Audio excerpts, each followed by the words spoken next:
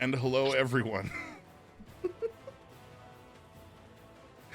Welcome back to the channel. Be glad you weren't present for everything that happened before now. Now is all that matters and everything moving forward. And we can't be held accountable for what was before. I can't even be convinced that it happened, if I'm honest. No. Just... And I dare you to prove it.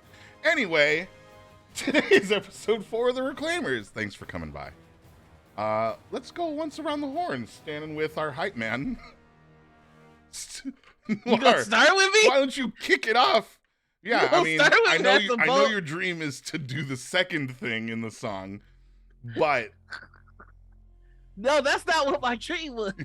I can't go back. We don't need to talk about dreams. Hi, everybody. I'm Noir. I go by Hebe. I'm playing Virgil, who also goes by Hebe. You can find me all over the internet as the Noir Enigma. That's Twitter, Twitch, YouTube, TikTok, and Instagram. But not Final Fantasy motherfucking 14. Hi, hello. I'm pretty sure I'm next. I'm Osarix Franco. My pronouns are she, her. I play Etienne Durand, the Reforged Paladin, rather. And his pronouns are he, him. You can find me all the places at Osarix Franco. Ash. Oh, hey, that's me. Hi, I'm Ash. I go by Ash and Rabbit here on Twitch and all over the internet and stuff. I am playing Yvain Nui, and both of us go by she, her. And this time, we will be switching order. Hi, everybody. My name is Bright Dystopia. If you're here, you already know who I am. I'm going to toss it on over to Josh, who is no longer offline. Josh, give us your intro and take us away, my dude. Yeah, hi. I'm Josh. There are rumors that I do now exist outside of the context of this game. I can't confirm or deny those. As far as I am aware, I still am ontologically bound to this little experience that we share together. So without further ado, let's get into it. So last time, I almost said last week, but I don't actually remember when we last gamed, but of course to me it was a moment ago.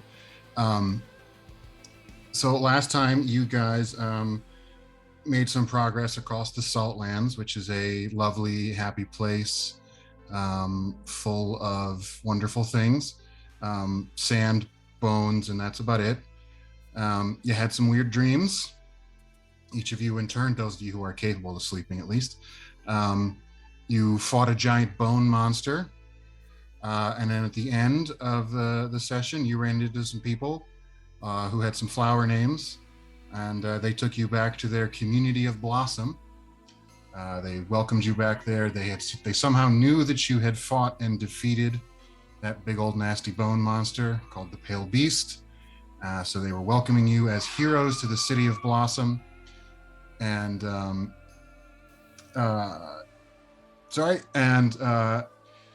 as we rejoin you guys, the gates are opening. You're being led inside, and it is still the day of the last dark. It's the last day before the sun will rise again. It's late on the day of the last dark. And so the only light inside the city are from torches and so on. And as the doors pull open and as the guards kind of flank and let you go in, there's a bunch of tables that are just covered with food and drink and all sorts of wonderful stuff. And there are a couple people in the back. There are some bard types who are there with instruments in hand, sort of hands ready to go. You don't see many other people. And Marigold, who was the person who took charge of greeting you all, kind of walks in front of you and is sort of, one arm out, directing you towards everything and guiding you through the doors, and invites you all to please sit and to take whatever you'd like to make yourself comfortable.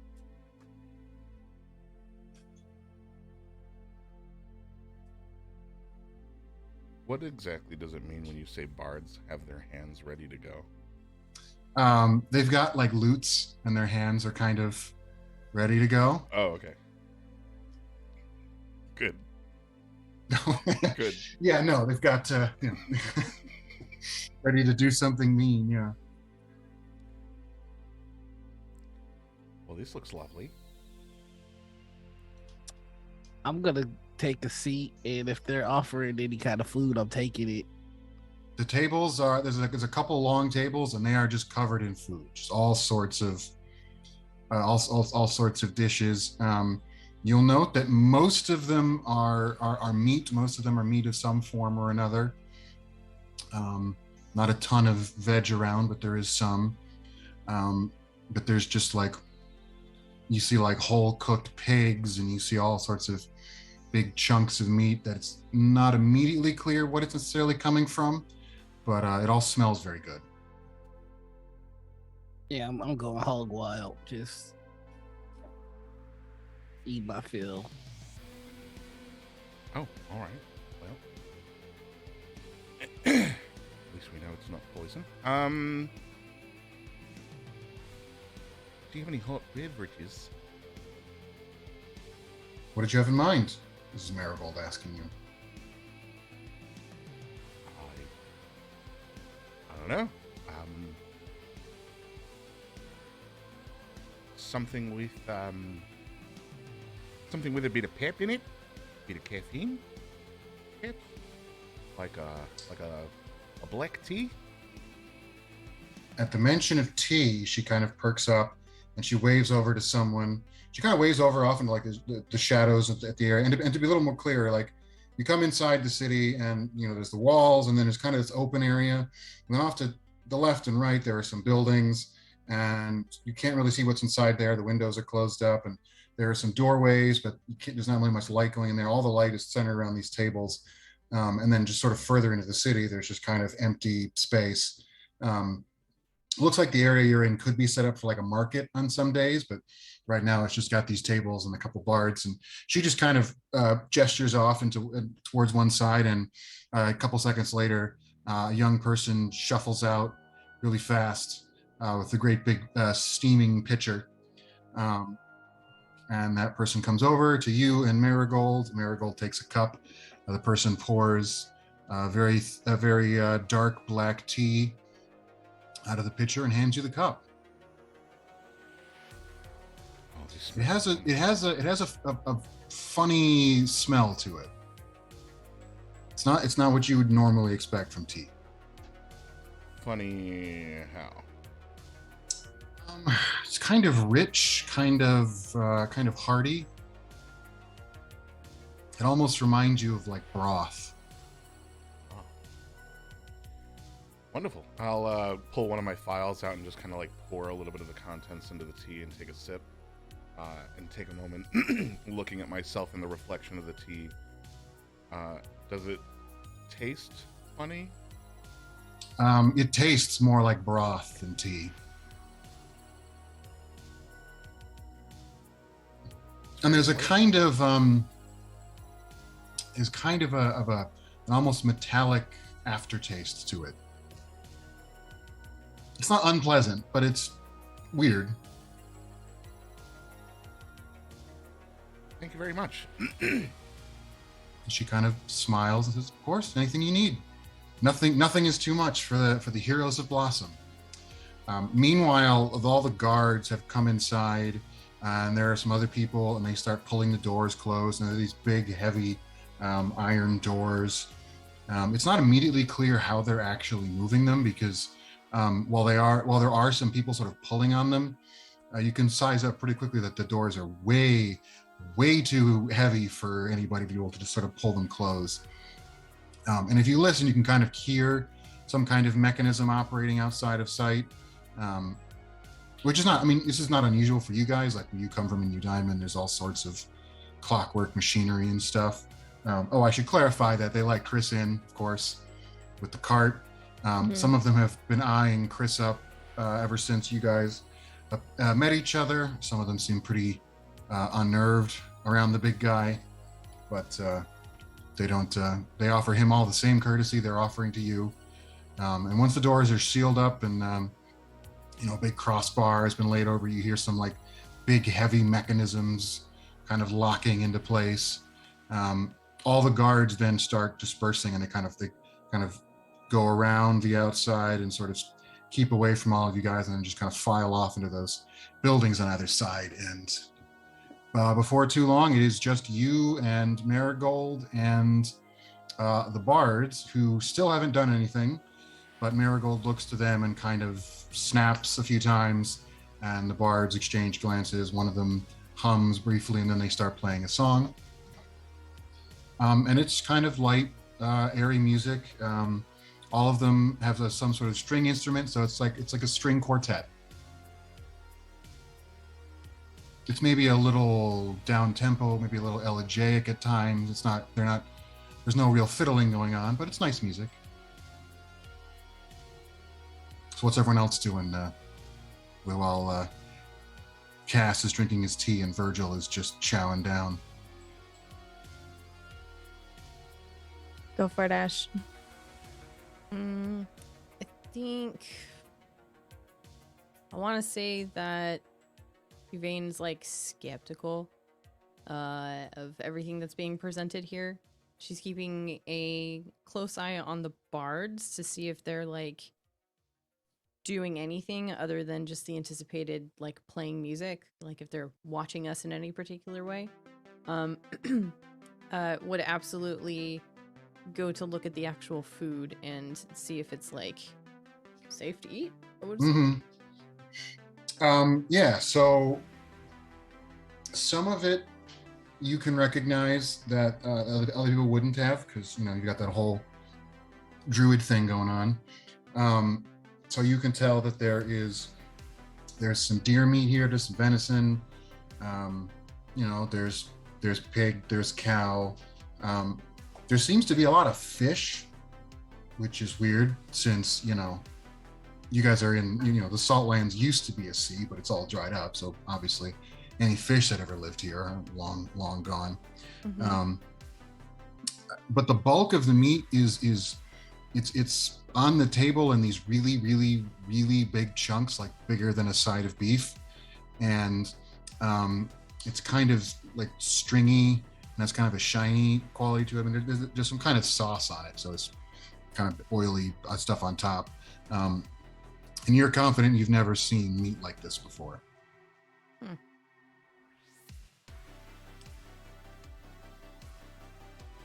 I think eventually Yvain would speak up. I'm sorry, I'm just not really hungry. I appreciate the gesture all the same. Is there anything that we can do for you while we're here, or is this just a short, nice gesture towards us? Marigold will she seems a little caught off guard that you turned down all the food, and then she says, I think you've all done more than enough for all of us. You've done so much for the city of Blossom. We can't thank you enough. We're happy just to give you a little hospitality as you stop on your journey. Thank you, it's really appreciated. Terribly sorry, meat just really isn't my thing. I'll eat it in a pinch, but otherwise it's not really my preference. Sorry. She looks at first kind of confused at the sentiment being expressed, and then she sort of suddenly moves in a flutter real quickly, and she goes over and she grabs a bowl full of carrots and celery in leeks, and she brings it up to you and sort of holds it out, as if like it's like a rare delicacy, as if this is like nothing but the best. And she says, well, of course we would offer the heroes of Blossom whatever they might want. Please, here, if you would prefer, if you prefer vegetables, those we can offer. Oh, again, that's very kind. Sorry, I understand it's a bit of a privilege to have something like that. I will partake in one, and I'll just go grab a singular carrot and just kind of munch on it. It is indeed a carrot. Yeah, nothing funny to it that you can tell.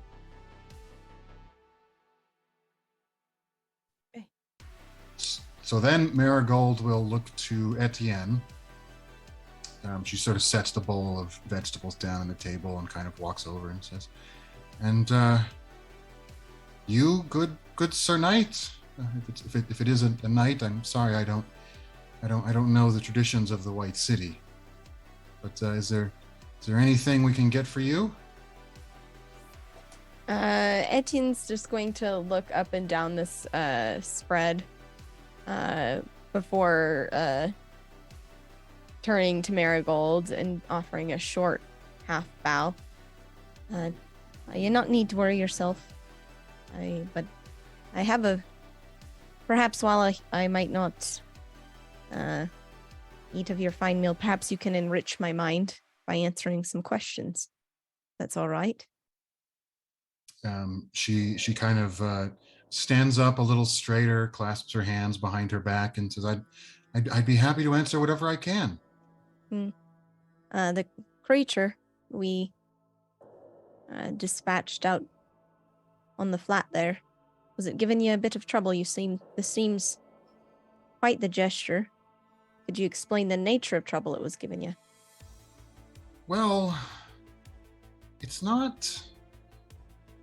Oh, it's not trouble per se. It is. Oh, how do we explain?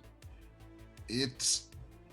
Well, as you saw, it was a big, nasty thing, and it wasn't that far away from our city, so it hadn't menaced us as such, but the Sanguine Lords were confident that it would pose a threat to us in due course. So and if we can resolve the situation early rather than late, we are happy to do so, or happy to have it done, perhaps I should say.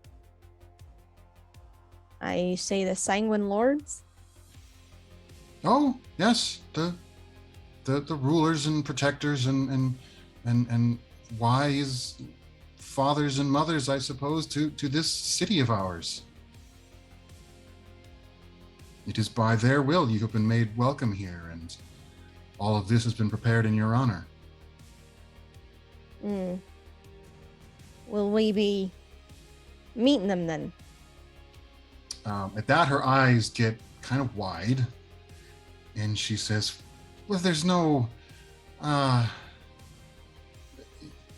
I told you when first we met, it's my task to speak for them, and they have many important things to be doing. There's much to be done, and and you all, I'm sure, you'll be wanting to get back on the road once the sun is up. I don't think there's any reason to bother either of you with arranging all of that." I suppose it's just not very often that you have an entity that can remark you're coming and going, especially when you're told that there was not out here but salt and sand. Well, it would appear the lords of my city have better eyes than yours. They see more, I suppose, is what I say. I do not mean to. I do not mean to insult the. No offense taken, milady. Have you seen your lords? Well, I have seen their handiwork all my life, and have been greatly privileged now to serve as their speaker. What I'm hearing you say is no there, Marigold. And that's all right. It's just curious is all. There's no judgment in it. Well, it's again, I do not know the customs from where you come, but here it is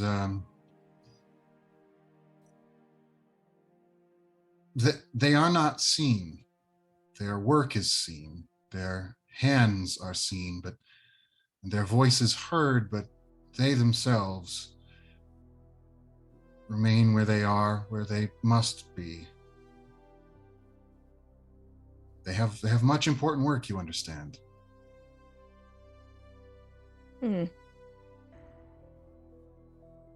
I hope that we're not putting out the people of Blossom here, taking up all this space. there's enough, more than enough here. There's no way that we'll be able to consume it all. Perhaps some of the folk could come out and enjoy it themselves. We are we are a shy people. Believe me, they are all grateful to you, and glad to see you honored as you deserve. But I think they would prefer to keep to themselves until you have gone your way.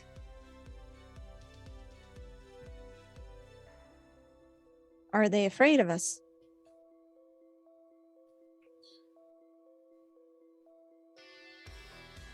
You are the first time anything has come from the world outside these walls that has not been a terror to this city. They know what you are. The lords have spoken. That they've spent a lifetime thinking nothing good comes from opening the gates. Those instincts are hard to shift. I can understand. And this, I'm sorry, I just have a lot of questions, and if I'm asking too much of you, Marigold, please just tell me so. But what exactly is this beast, this meat? And he gestures to the large slabs of meat on the table. I've not seen anything this size or like. Well, that is gift meat. Come again? Well, it comes from the lords. We don't. I suppose we don't know exactly how it is produced, but there's always enough of it to feed the city, and plenty more besides. And she kind of gestures to how there's just like a stupid amount of it on all of these tables. Yeah. Sarah was nervous at first. I'm like, we're in the middle of nowhere and there's a whole bunch of meat and there's not a lot of people. I'm scared. But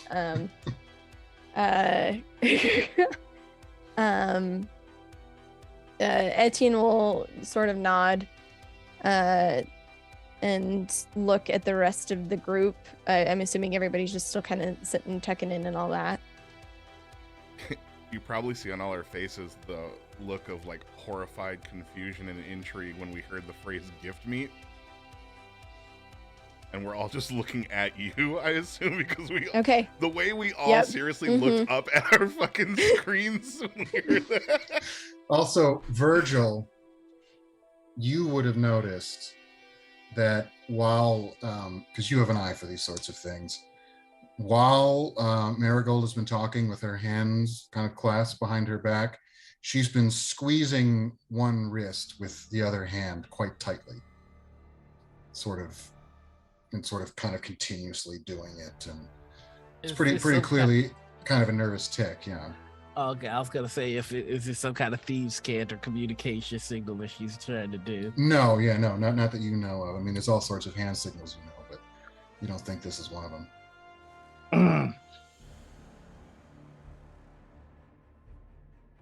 Well, if you don't mind my asking, are we able to talk to the lords that provide you this gift meat? She looks over to you and says, well, I can, well, they if you wish to speak with them, they are certainly aware of that fact, and if they wish to speak to you, I will let you know. And how would they know, again, just out of curiosity, that I want to speak to them? I've only just made up my mind that I want to do that myself. Well, you just said it. They know everything that happens in Blossom.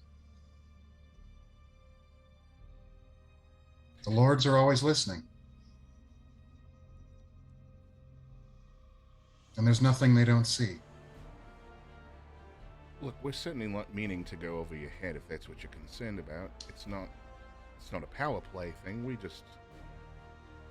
like to see our hosts face to face. It's just it's a custom in where we're from to meet your hosts, thank them yourselves. I understand that you're the voice of them, and you're the I guess for lack of a better phrase, the harbinger. But it's our custom. If you would please just indulge us the one time. I'll give you a persuasion on that. Yeah. 24. 24. Persuasive fellow. So she looks a little pained, and sort of, she says, well, we wouldn't want to, we wouldn't want to, well, if it's your custom, I suppose, well,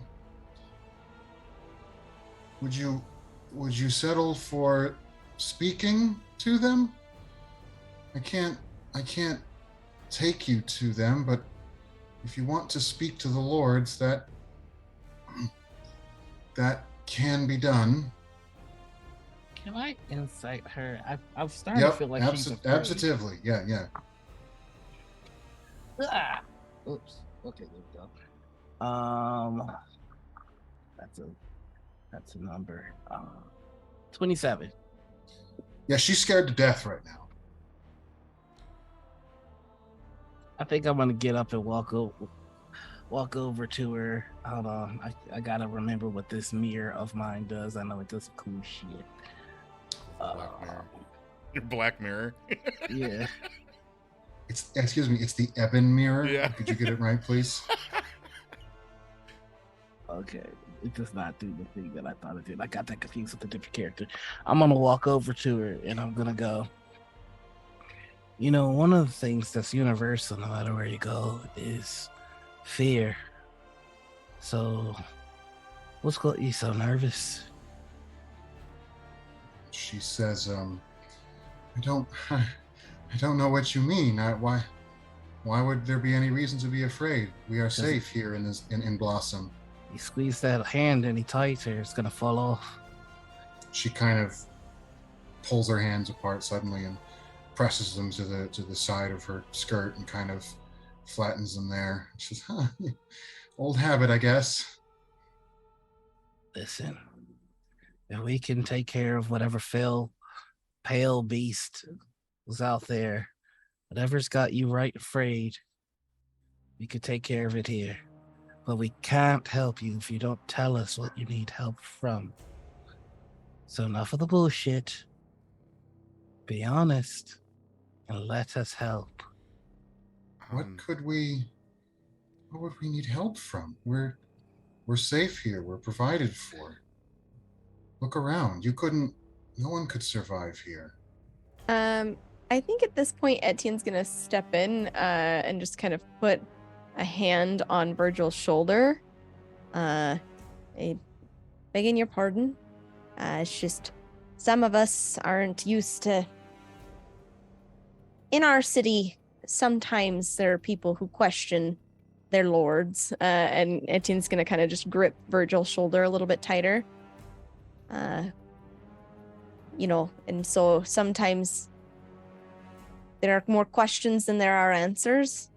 And we don't mean any disrespect or to put you in any kind of position. But it isn't uncommon for some lords to maybe overextend. And my friend Virgil here was just concerned that perhaps there was discontentment here in the city and was offering our help. Isn't that right, Virgil? So you're playing a part of the bullshit too, then? Are you just kind of muttering that to me, or are you saying that loud enough that everyone can hear? Yeah. Okay. Marigold is now looking back and forth between you two of you. Very clearly very confused and uncertain. Seeing that, I think Etienne's gonna turn to Cass and like raise some eyebrows, like help, help. I'm afraid my compatriots haven't had the pleasure of company in quite some time. And we would love to speak with your... I'm sorry, what did you call them? Sanguine Lords. We would love to speak with your sanguine lords. Might we have a walk about after the meal first? I'd like to get my bearings, and we've traveled a bit ways away from where we were headed. I'd just like to get a new bearing on where we should be headed after we leave here. Would you mind if we took a step out, and if you'd send an escort, actually Marigold, if you'd come with us for just a bit? We'd greatly appreciate your guidance, because we're not from... we're quite a few days away from home.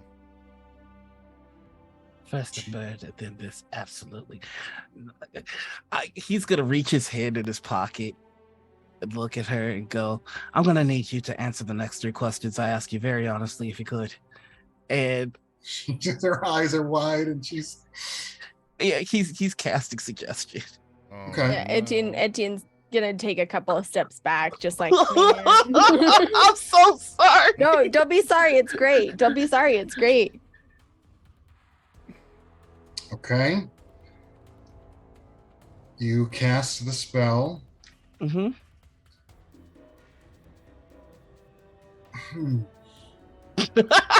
He's like, how fucked are you? Well, okay. So here's the thing. You are fucked in French. Virgil is not. Ticked. Virgil is not a spellcaster. Mm-mm. He does have this magic bit of glass that can do some stuff. Yep. So you've used this plenty of times before, Uh-huh. and it doesn't always work. You know that. Sometimes there's this, yeah. Sometimes it doesn't work. But even when it doesn't work, you can see like an influence upon people. Like you can sort of, when it works, when it doesn't work, like you've learned to pick up like what that looks like in both cases. And when you do this, looking at Marigold, there is absolutely nothing. She doesn't react. There's no sign that it worked. There's no sign that she resisted. It just does nothing to her. Now, Cass, have you seen him use the ebon mirror before? I know his stance. That reach into the pocket, that slouch. Hand to the in side. pocket. Yeah. Okay. Yeah. Okay. So I will let you make an Arcana.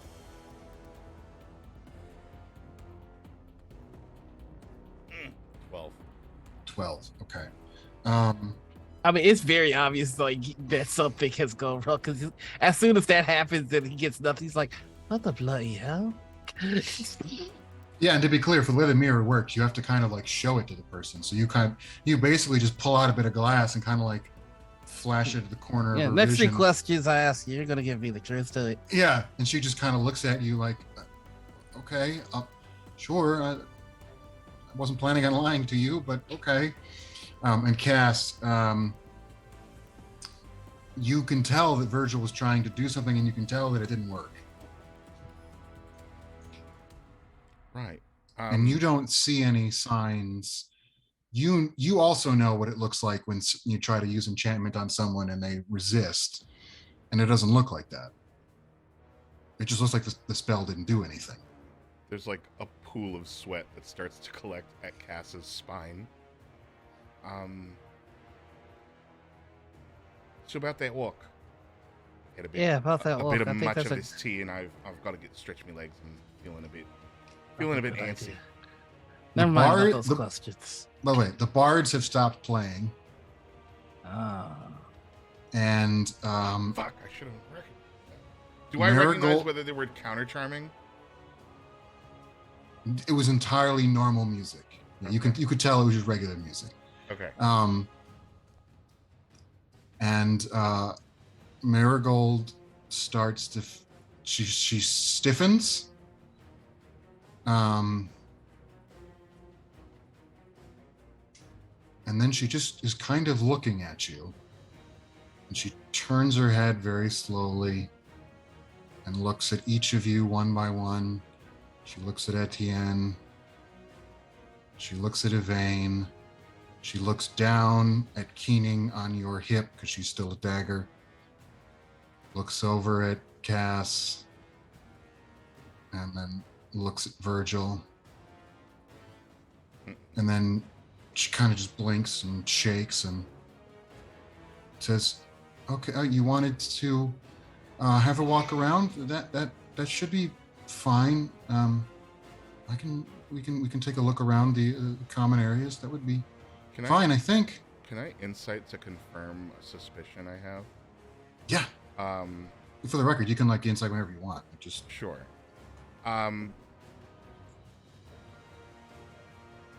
That looked like someone else took over for a second. Mm-hmm. And I want to see if like there was enough change in their demeanor if I can confirm that was the case. Yeah. Roll the insight. Dice don't love me today. 10. Oh yeah, no, that's good enough. It was pretty obvious. Yeah, no, because it was like when it happened, all of a sudden everything was different. Like the look in her eyes, the way she was moving was very different. Yeah, it was like very clearly as if like a switch was flipped and someone else was in the pilot seat for half a minute or whatever, 15 seconds, whatever it was. Well, this caffeine, this tea is delicious, but I'm gonna go stretch my legs for a bit. I don't need an escort, but if you wouldn't mind. Yeah, I think I'd like to join you. Anyone else? We'll She be right says- back. Do you have what time of day is it, by the way, or time of watch? As you were coming into the city, the first bell of the third watch was rung. Okay. 3 watches in a day, so with So it's morning. the day starts like the day of rising starts at sunrise, so you are less than 8 hours until I'm gonna write sunrise. this down. We have 3 bells in a watch. Yep. Sorry, 3 watches in a day, 8 bells in a watch. A bell is an hour. 8 bells. Motherfucker. 8 bells in a watch. And 3 watches in a day. Yep. Mhm. And watches are just numbered 1, 2, 3. And it's the day of rising, the day of zenith, the day of setting, the day of the first dark, the day of the deep dark, and the day of the last dark. And that's a week. Can I, before we go off on this walk, use my eye for detail ability? It says you can use your bonus action to make a perception check to spot hidden creatures or objects, to make an investigation check to uncover or decipher clues. So basically, I'm just looking around now to see if there's anything that's trying to be hidden from me. Sure, go for it. All right, so we're gonna roll that young perception. Okay, that is gonna be 23. Okay. So, these are the things that you notice. So there's a big building on either side of this area, multiple stories. Looks to be made out of stone. All the windows are closed up, but on some of the upper levels, you can just spot sort of people kind of peering through like closed shutters, looking out at you guys. You don't notice anything else on like the building's facades or the walls or anything. It's all just, looks the same as it did on first glance. But for Marigold, so she is wearing, she's wearing a long dress that has pretty long sleeves.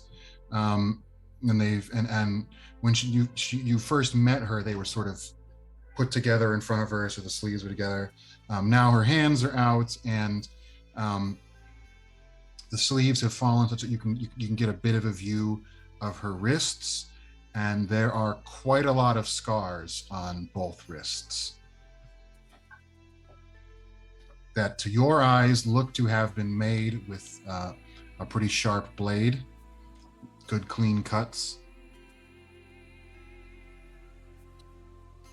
And the last thing that I want to ask and I am sorry in advance. Does she appear to have any sort of pockets or coin pouches on her person in the slightest? Listen, this is a very nice dress made to the highest level of quality. So of course there are no pockets. Ah, this bullshit. Okay. So lead the way then. I'm ready The for only that. thing that she has on her, Oh. sort of that you noticed. So she's wearing kind of a sash around her waist. It's a bit of like just a bit of like fabric that's just sort of been wound around itself several times and sort of corded up. And you notice that at the small of her back, there is tucked within those folds, there is a long, thin knife. Oh, she got that thing on her. Okay. Oh, that's probably the knife that she was doing the cutting and stuff up. Okay.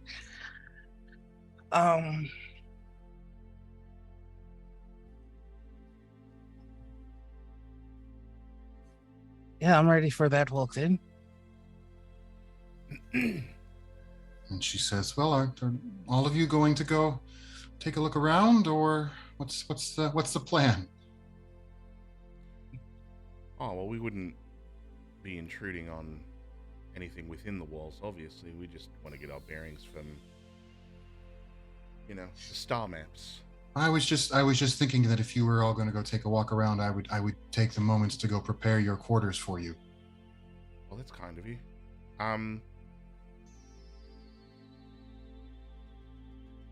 Etienne's looking at Yvain.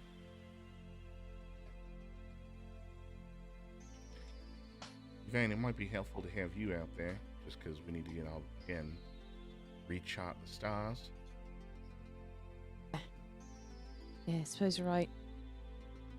I'll come along. Very, very, very well, she says. I will go and see that your quarters are prepared so that you can enjoy every comfort while you are with us. Enjoy your tour of our fine city. She kind of looks at you all kind of nervously and then hurries off towards one of the buildings, vanishes through the doorway. And you are all alone. Because the bards have also slipped away. So I think once we leave the area, Virgil's immediately gonna go, all right, so this is some right bullshit then. So to give you some idea of the layout, there's the gate and there's the walls and the big buildings, and then where you guys are, and then it kind of from there the city just opens up, and it's a much larger area, and it opens up into this great big circular area, full of a lot of small like huts just kind of put around. They're all pretty makeshift, and there's just like scores of them all the way. And looking further down, you can see, and it just becomes clear as you sort of walk out into that area that the wall makes a sort of circle, and there's one other big gate at the far side of this area. But this whole area, like this circular bit of wall, is maybe like let's call it like 300 feet from one end to the other. Cass is going to start heading towards like the gate to see if he can get outside the walls for just a bit before returning.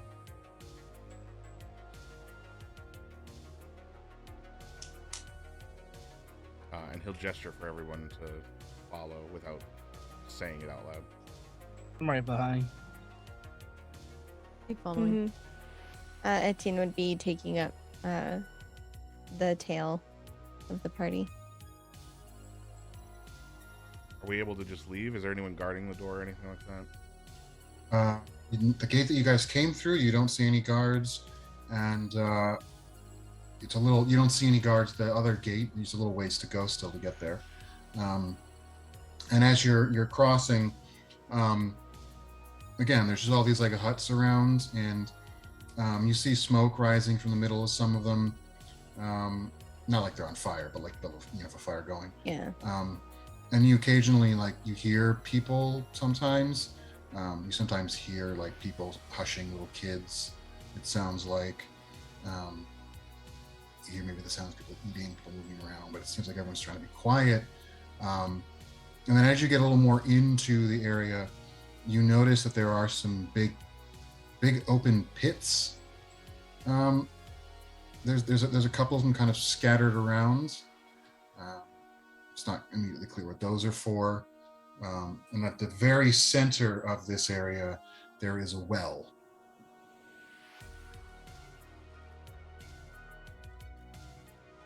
Come back for that later. I'm just kind of frozen roping towards the door for a moment. Make note of the well, though. Yeah, so you're going to get to the other gate before long. It's not too hard to get there. And there's no guards or anything, but like the other one, it's really big, heavy metal doors that are closed, and there's a crossbar across them. And you don't see any way that you could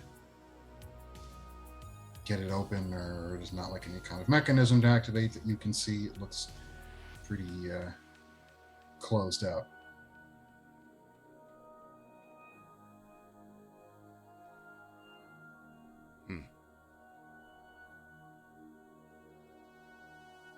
There's no one within like earshot of us, though. They're within the huts that are close by. You have not seen any people. You've heard sounds of people in the huts, but you've not seen anyone.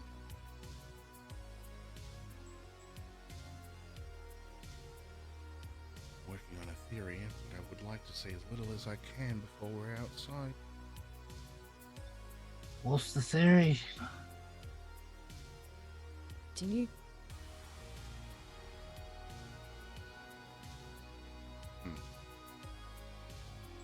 I'll start like looking around the gate. I know that there's no mechanism for opening, but I'm gonna see if there's like some way to like a side hatch or like a stairway to get over the wall or something like that. And you do not find any.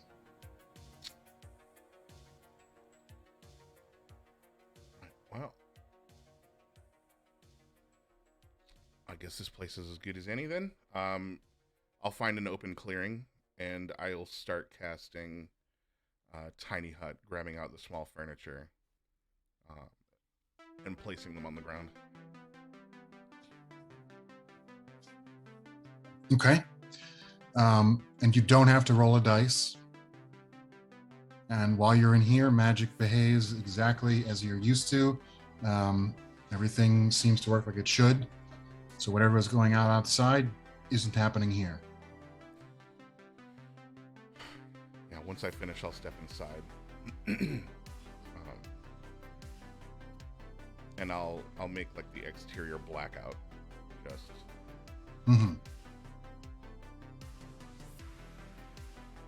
Etienne will kind of wait for Virgil and Vane and to also enter, and we'll follow behind. Yeah, he gets it. I'm gonna keep my voice low because I'm not sure what beginning. So everyone's going inside the hut. Mm-hmm. Who's the last one to go in? Etienne would be. Etienne can make a perception. I'm not very good at it. Look with your special eyes. Come on, baby. Oh, hell yeah, that's a 19. Ooh. Yeah, so as you're slipping inside, you notice in the distance, leaning around a hut, is a little kid looking right at you guys.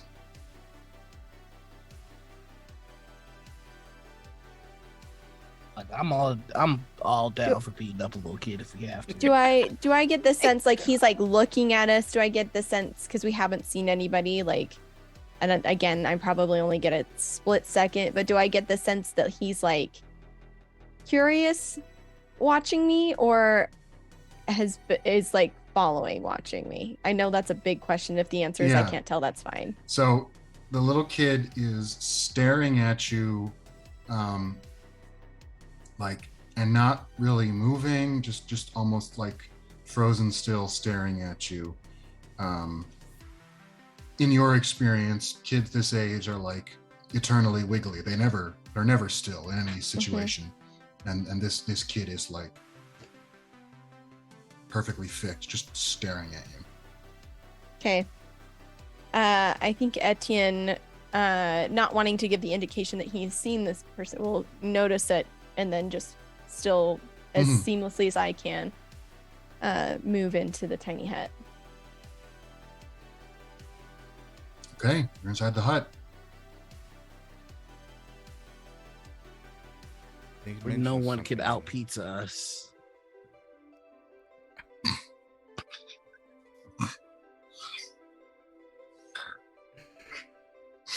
So I'm What's gonna your keep my theory, voice Cass? Low, because I don't know what they can hear and what they can't hear.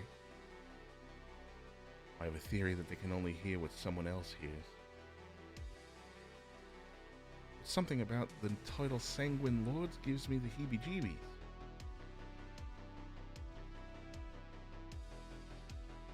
It's not everything about this place that's not giving you the heebie-jeebies. Like, I don't know. Like I said, the tea's quite nice, and the food looks...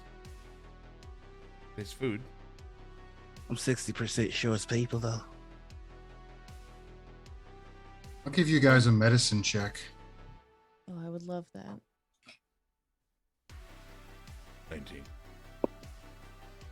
18. So you are familiar with the one of the dominant theories of health and medicine alive in the world today, which is of course the humoral theory, the four humors, of which sanguine is one. Well, the humors are blood, yellow bile, black bile, and phlegm, but sanguine is the quality that is associated with blood.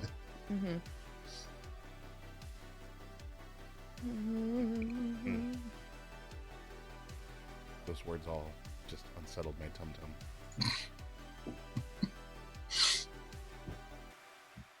All right, so so much meat. let's just get away from this place to be done with it. We have no business here. Shouldn't we try to help them? Why? Why do anything? You've got a job to do. It's not this. Yeah, but we're no longer on the timeline that we were once on. Isn't the new timeline at our leisure so long as we get back? We don't even know how to help these people. We don't know what's wrong with them. We don't even know if they want our help. We know one thing that's wrong. It's creepy. Beyond creepy. What's wrong And with I know creepy? As This one's- Etienne like looks. This was fucking creepy, and we still tolerate. This is like fingers on your neck kind of creepy. Back home, those eyeless monsters that we deal with, those are creepy. But they're not like finger in your ear creepy. They're more like I collect katanas kind of creepy. I am not going to sit here while you categorize every level of creepy. I don't want to be in this place any longer. They don't want us here no matter what they say. So let's just be done with it. They've shown us a kindness. And They've shown us facade. There's a difference. Marigold seems terrified. And I don't know if you caught on, but something... Marigold vacated the seat briefly, while something else made itself comfortable. Aye, probably the same thing that completely rejected my mirror.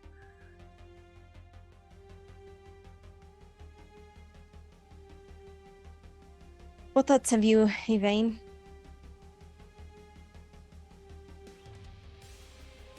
It's just really uneasy. There's a lot of questions, not many answers, and I fear if we keep poking and prodding, we're gonna get ourselves in deeper trouble. I think that might be the most sense any of us have made. I tend to agree with.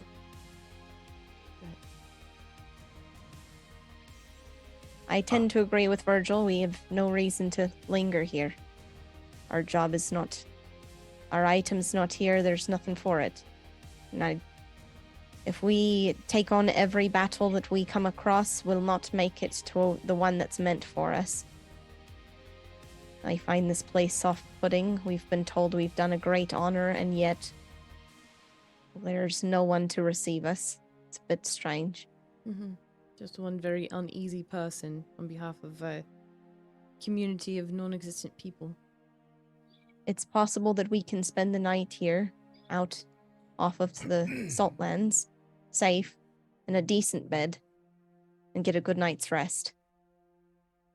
If that be the case, we can move on in the morning and be better for it.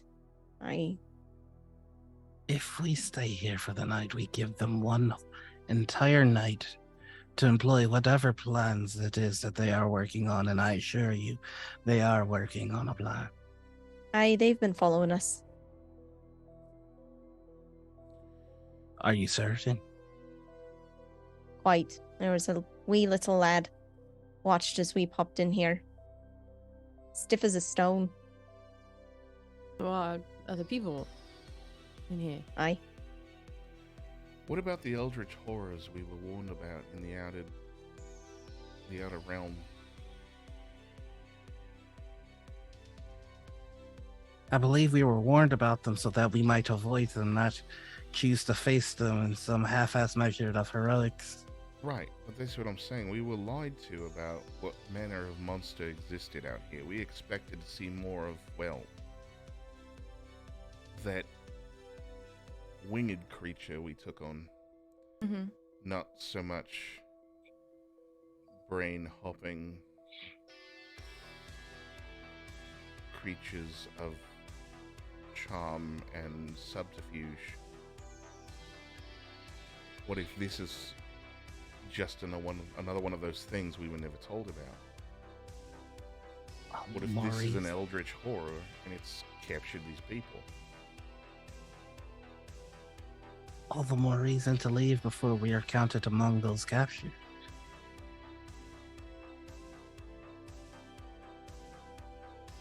What would you have us do, Casimir? What would make it so you can sleep tonight, knowing that you did what you could?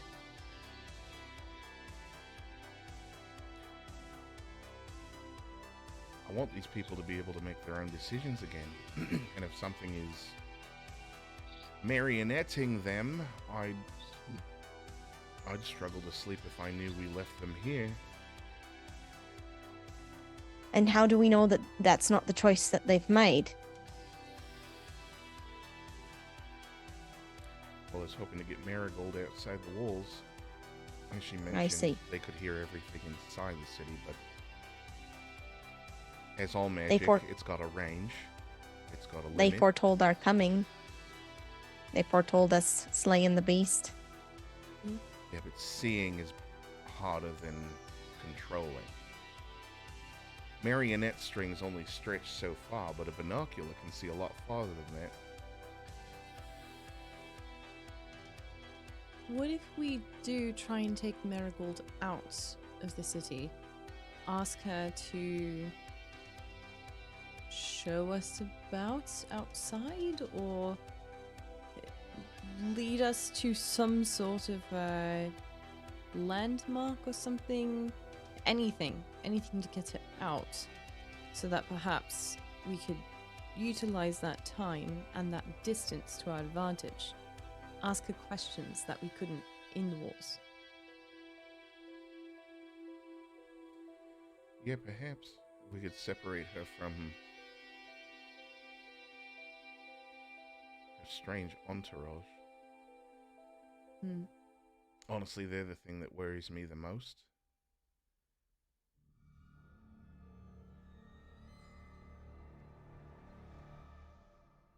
I fear that we're writing stories that are larger than they needs to be. Yeah. Yeah, but I know a thing or two about stories, and that group of musicians, if they're like me, they should be different. I have a sense that something is wrong, something is off. And you fix it here, and then what? Well, maybe they make it back to you, Diamond. Maybe that's where they're from. Maybe they return to the other folks. They're friends with Virgil over here. Or the ones that seem to like him a whole bunch.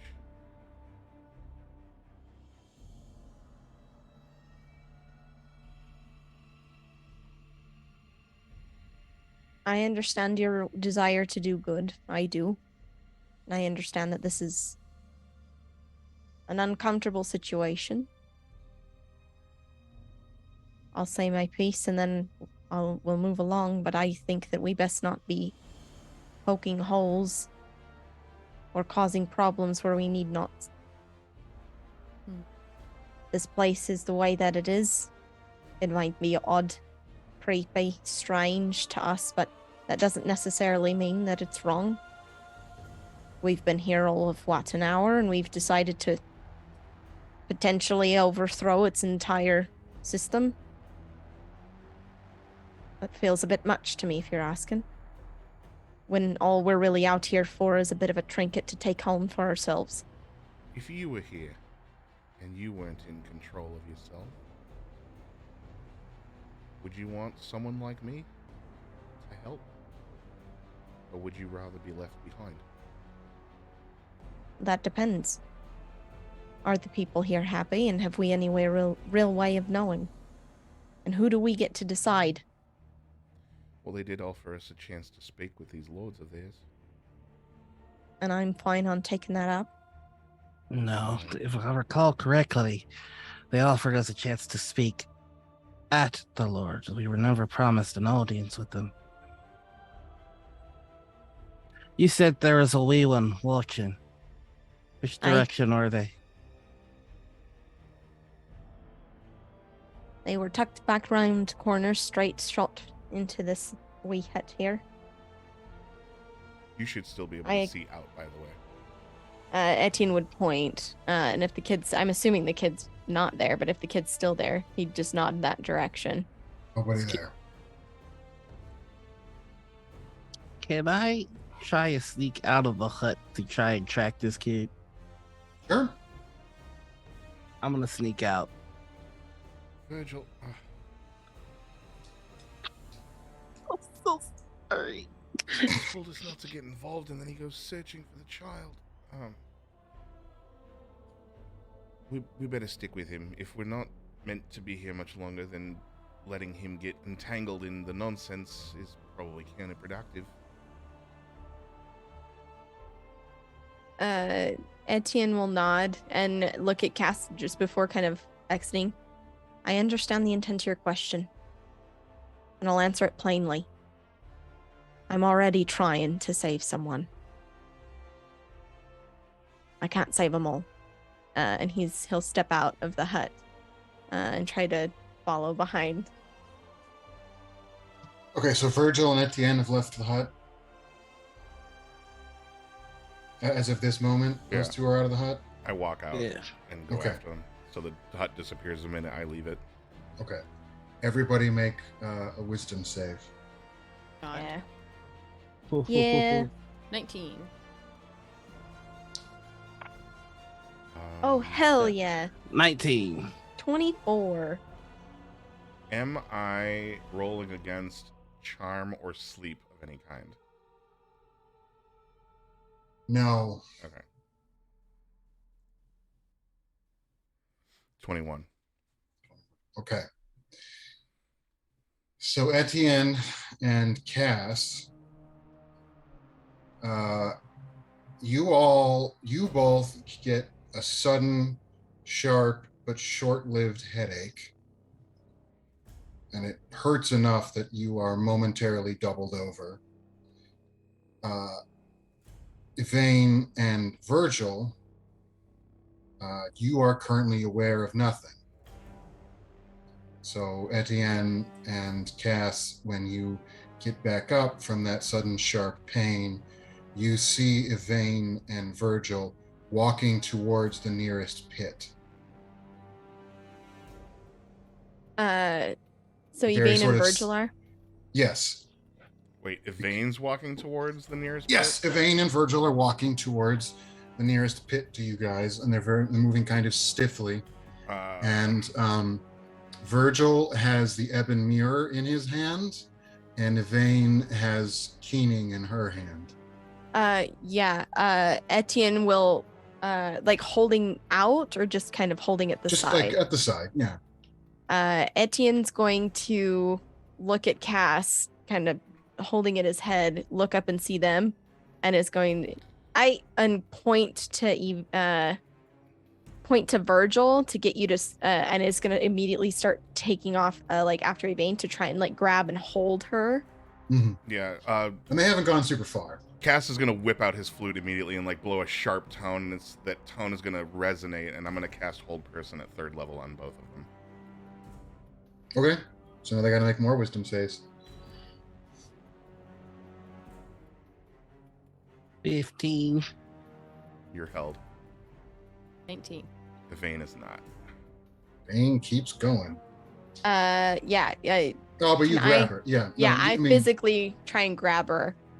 Yeah, and you're I mean, I'm pretty strong. yeah, well, also, and it would technically be like, grappling with athletics, but like she's not really able to like fight back, so you grab her and Yeah. hold her.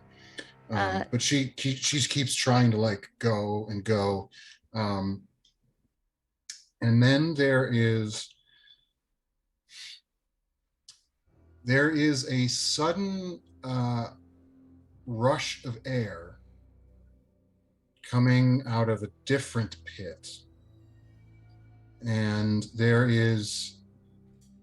with it comes a sharp, irony, coppery scent, and all of a sudden, Virgil, I'm second, you were just walking out of the hut, and suddenly now you are on the ground, lying on your face, unable to move, because you are coming back to yourself while paralyzed by Casimir's spell. And Yvain, you were just coming out of the hut, and now all of a sudden, you are in Etienne's arms, and he is squeezing you very tight, and Keening is in your hand. What are you doing? It's all you seem to have lost your head there for a minute, Yvain. And he's not letting go, because I need you. Can you recall anything? A voice, something telling you to act strangely? Does she? No, it's nothing. I mean, it was literally like when it happened, you turned off. There was no Yvain for Gotcha. those few moments. Okay. It's in the hut. I walk up in walks front out. of. Sorry. No, go I'm ahead. here. No, you're fine. Nothing. Etienne will let you go, and take a step back before turning back to Casimir. Who's now standing in front of Virgil, just kind of like waving at him, like, blink twice if you're in there.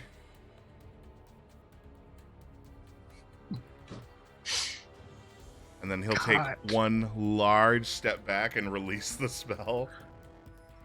And now, Virgil, you can move again. What the Cass, why the fuck did you cast a spell on me? Look at your hand.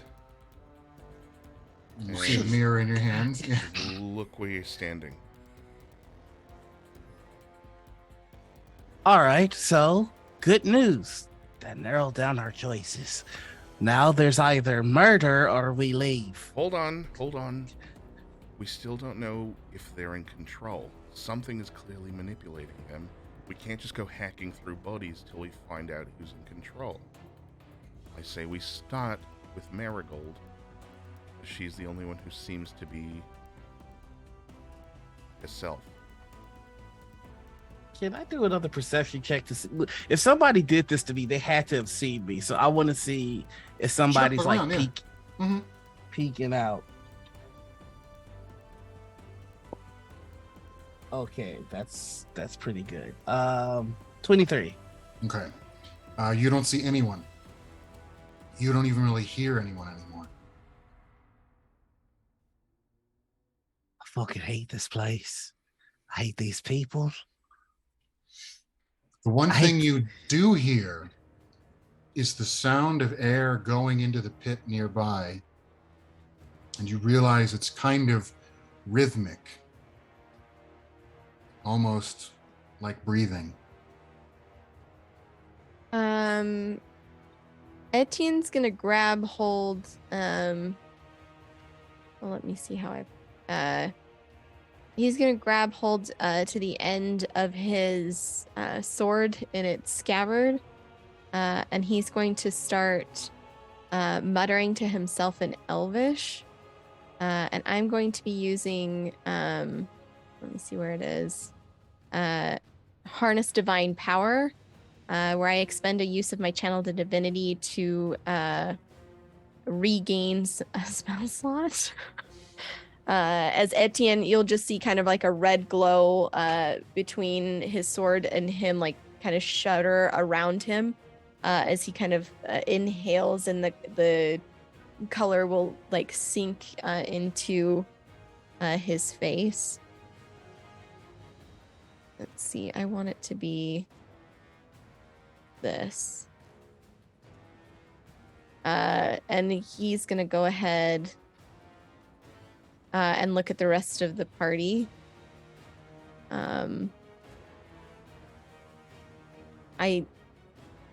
Either way, we shouldn't stay here, and we shouldn't stay near those things.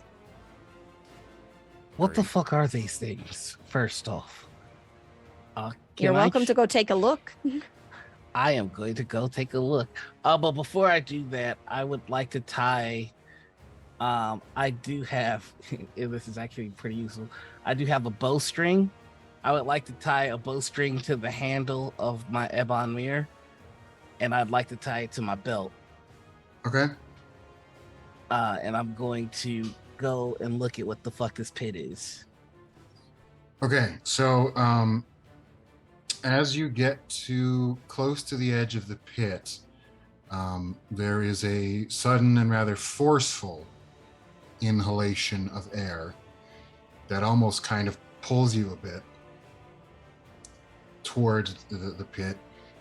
And it's just a hole in the ground. There's no like railing around. There's no indication that this is like might be for or something. And it's just a big, deep, dark pit whose bottom you cannot see. But there is a bunch of air as you're there, kind of rushed inside. I'm shooting an arrow into it.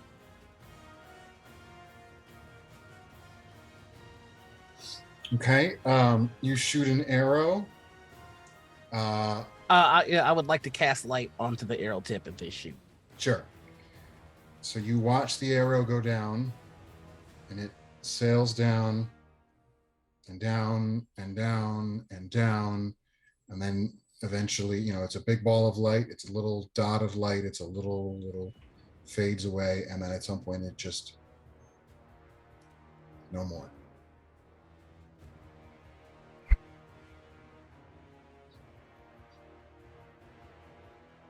And a second later, there's a whole rush of wind going out, and going out so forcefully that you're kind of knocked back. And again, it smells very much. It smells like iron and copper, and that the air is very wet and warm. At seeing Virgil kind of near the pit, Etienne's gonna kind of like shake himself and remember and look over at Yvain. Yvain, have you put Keening back in her like little scabbard? Oh yeah, at this point, I absolutely would have. And Etienne's going to move over to Yvain and say, "I think it's really important you don't lose that." And he's like, "Can I help?" Yeah, of course. And with like no hesitation, just jams out his hand and grabs your shoulder and starts praying in Elvish. And that same red glow is going to move down his hand over you as I'm casting Enhance Ability. So you'll have advantage on wisdom. Wisdom. Well, I guess it's a wisdom checks. I don't know if that counts for saving throws or anything like that, but it's the best I can do.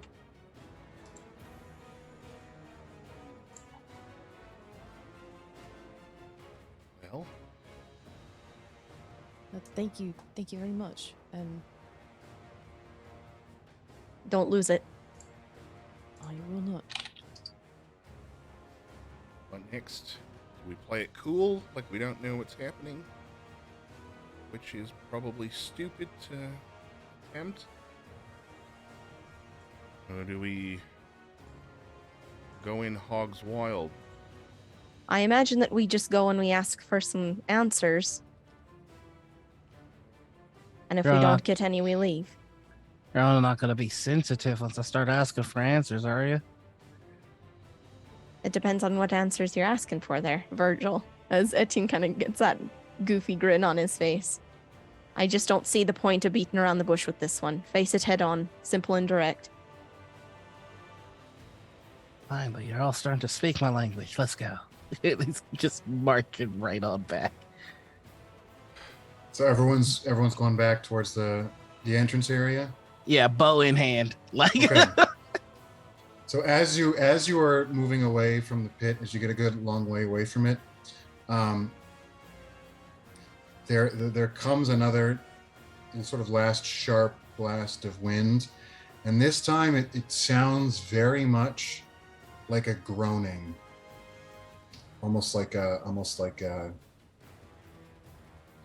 expression of sudden pain, and then it goes quiet and everything is still.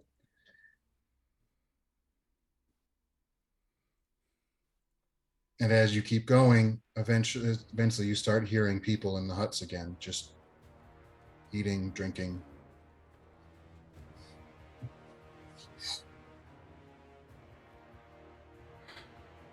And on that note, we're going to take a quick little break. God damn it. ah, What is happening? I'm about to just scope Marigold the second. All right, we'll be back. Don't go nowhere. Bye.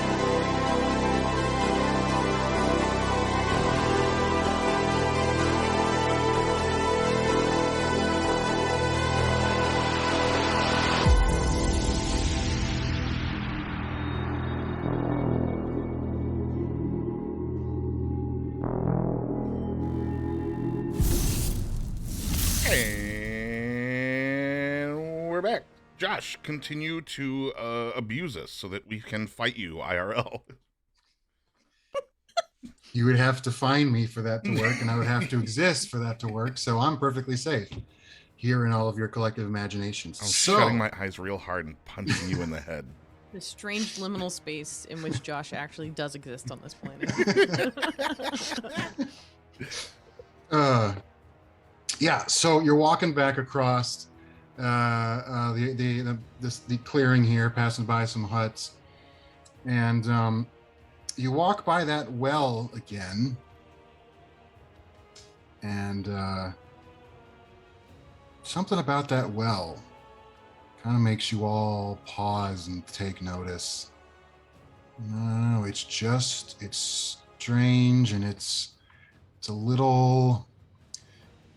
It's almost like you really want to go and look in and take a look down, and then it passes. And it's just a well. So who cares? It's a well, and you all keep on walking back to all the tables and all the food. And you see as you're approaching that Marigold is back, and she is kneeling on the ground. Her head is down like this, and she's got her arms out in front of her. Uh-oh. And I'll give you a perception check. Mm-mm. You're still a little ways away. I'll do that. 21. 19. Well, A number that should not even be revealed. It was really bad. she rolled an 11. everyone. 18. Okay, so everyone except for Yvain can see that she has made cuts on both of her wrists, and blood is running down and sort of pooling in her palms, and it's gathering there. It's not flowing further. And anybody who beat a 15, which I think was all three of you, can notice that the blood in her palms is moving very slowly, but each one is moving a different direction. You know, one's going clockwise, one's going counterclockwise. I fire a shot. Just pull up the bow and shoot an arrow at her. Give me an We attack go roll. for a headshot here. This is weird. I don't like it. Give me an attack roll.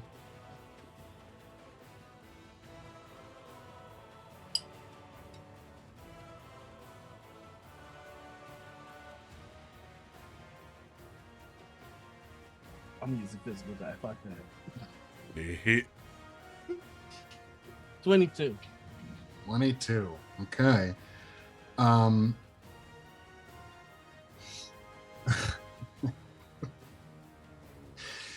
You hit her.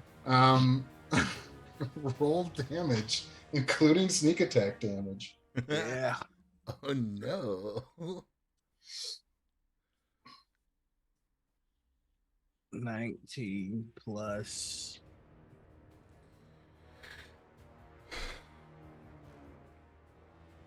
25.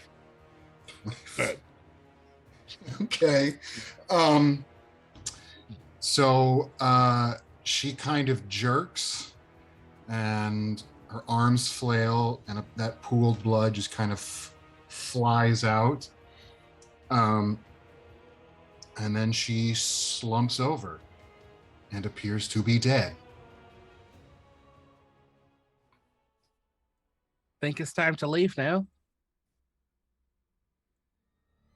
Etienne wouldn't have broken his stride, like, as we entered in and saw her, like, he's still walking forward. I want to kind of take her shoulder and, like, I imagine, like, kind of pull her back, like, to look at her body to get a better understanding of, like, what the hell happened here, because clearly that's some creeptastic something or other, but she was alive, right, like, before with us. Seemed to be.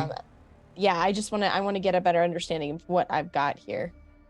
So when you grab her shoulder, she jerks and flails, and gets very unnaturally to her feet, as if someone grabbed her and picked her up. And she stands very still, with blood still flowing out of her arms, and now pooling and matting her dress, because it was a nice shot. It got her good. And she looks at you.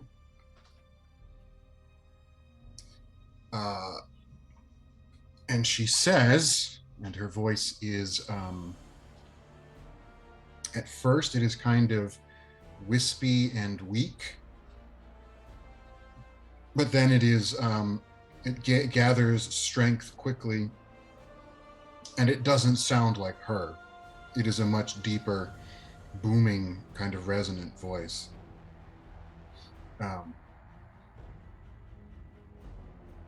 And it says, "Hearken, behold the voice of the lords.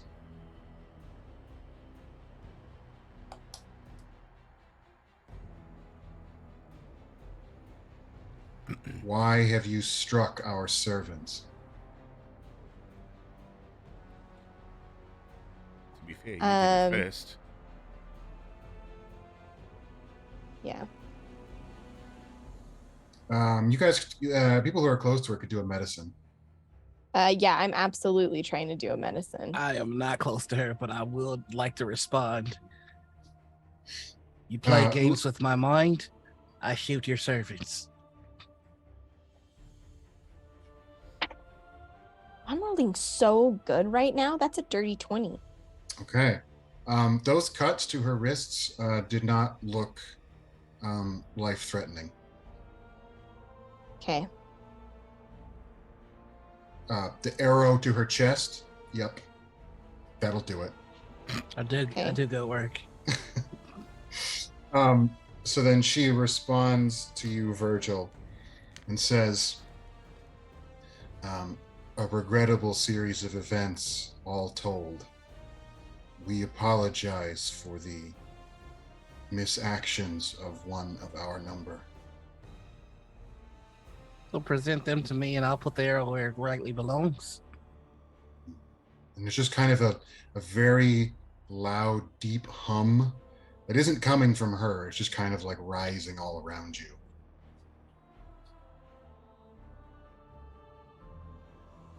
And then she says again in a sort of deep booming voice that our unanimity has been restored.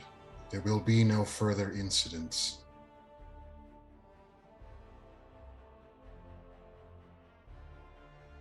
What are you doing to the people here?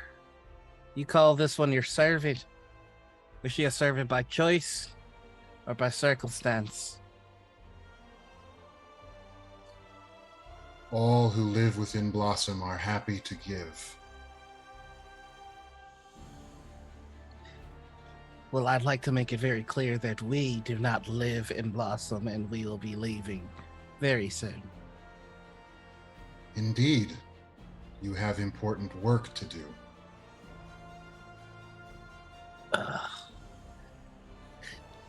What do you know about our work? You have slain one enemy of this city. A yet much greater foe remains. Who would that be?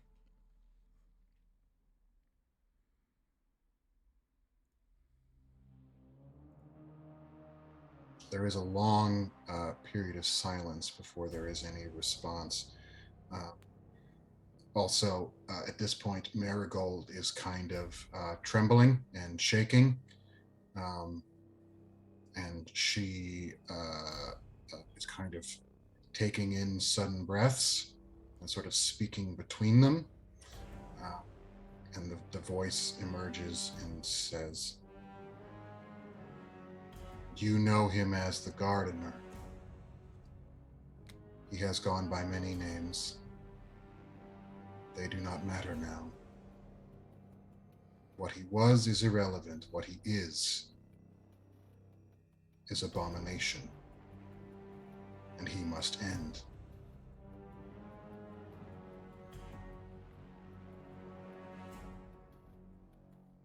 As I did, like, I'm asking, like, mechanically, I guess. Like, Marigold's gone. She's dead. There's the only way bringing her back is going to be like a resurrection spell, yeah? No, she the way she slumped over when hit, you thought she was dead, but right now Okay. she is she's alive. She's just Okay, very much perfect. not doing well. Okay, no, that's how I was reading your thing. Mhm. Etienne is going to put his hand forward and praying in Elvish kind of grab onto her wrist, like squeezing tightly to stem the bleeding from one of his wrists. And I want to pump 10 points of healing from my lay of on hands pool. Mhm. So she kind of gasps and staggers forward, and then her eyes flutter, and then a little bit of color comes back to her cheeks, and because she had been looking quite pale, Mhm. and she's now she's not shaking as much, and her breath is not quite as quick, but she's still sort of being held up strangely, and it's not her talking when she speaks. Yeah.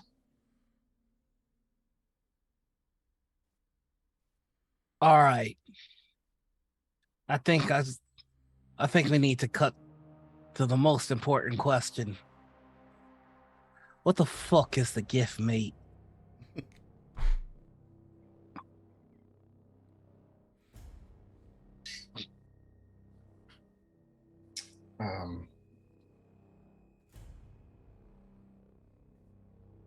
There is again a long pause, and there's a couple times where it seems like Marigold is about to say something, but then doesn't. And for a bit, she doesn't seem to be as held as securely, and she kind of slumps a bit and looks like she might fall. But then eventually she is held stiff and straight again, and in that sort of, singular booming voice says, "It is the sustenance of blossom. It is the remnants of a past age, and the foodstuffs of the new." What creature does the gift mate come from? What did I put in my mouth? And the only answer you get is, "It doesn't." That's vegan.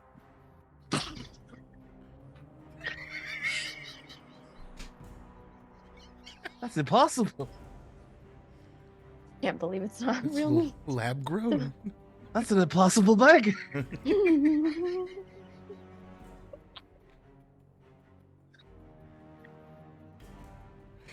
I'm sorry.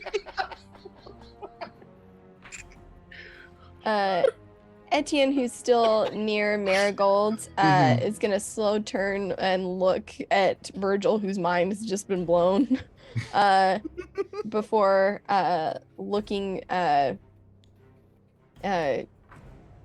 guess, yeah, back to Marigold. You said that there was once amongst you that wished us harm. Is that the case? And there's another long, sort of deep hum before Marigold says, "Not harm, but there was disagreement about how you should be treated. There was one who thought what you carried more valuable than the ones who carried it. The argument has been defeated. Unanimity has been restored." I understand, but it seems that something we have is something you want. What is it? Why'd you try to take caning? Marigold me. actually kind of actually sort of tilts her head and goes farther than looks quite comfortable before it goes back straight, and She says, "We knew not the names of that which you carried, only their power. The city always has needs. It is our task to fill them." And what need do you have for the item she holds? Again, there is a long pause Mhm. before there is an answer, until she finally says,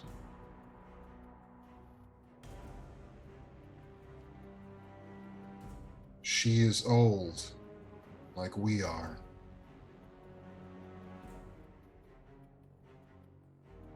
She remembers what was. We do not."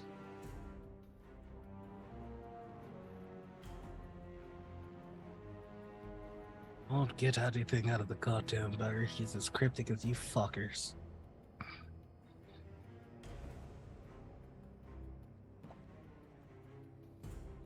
It matters not. The argument has been resolved. You must retain all that you have so you are as capable as possible. The task ahead of you is great. You are sent unto the end of the world and beyond, into the engine of damnation, whose end you must secure. You will ensure the gardener can corrupt nothing ever again.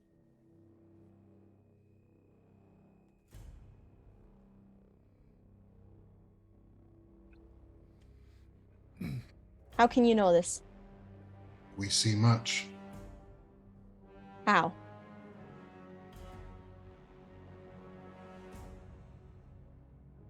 It is not readily explained. Ready yourself, then. We see because of what we are, of who we are. The sight is innate to us, just as your sight and your senses are innate to you. You do what you were made to do, as the wise rulers of your city bid you to do. We are the same. We do as we were made to do. Are ye like the wisdoms then? One and the same. We are not of their communion.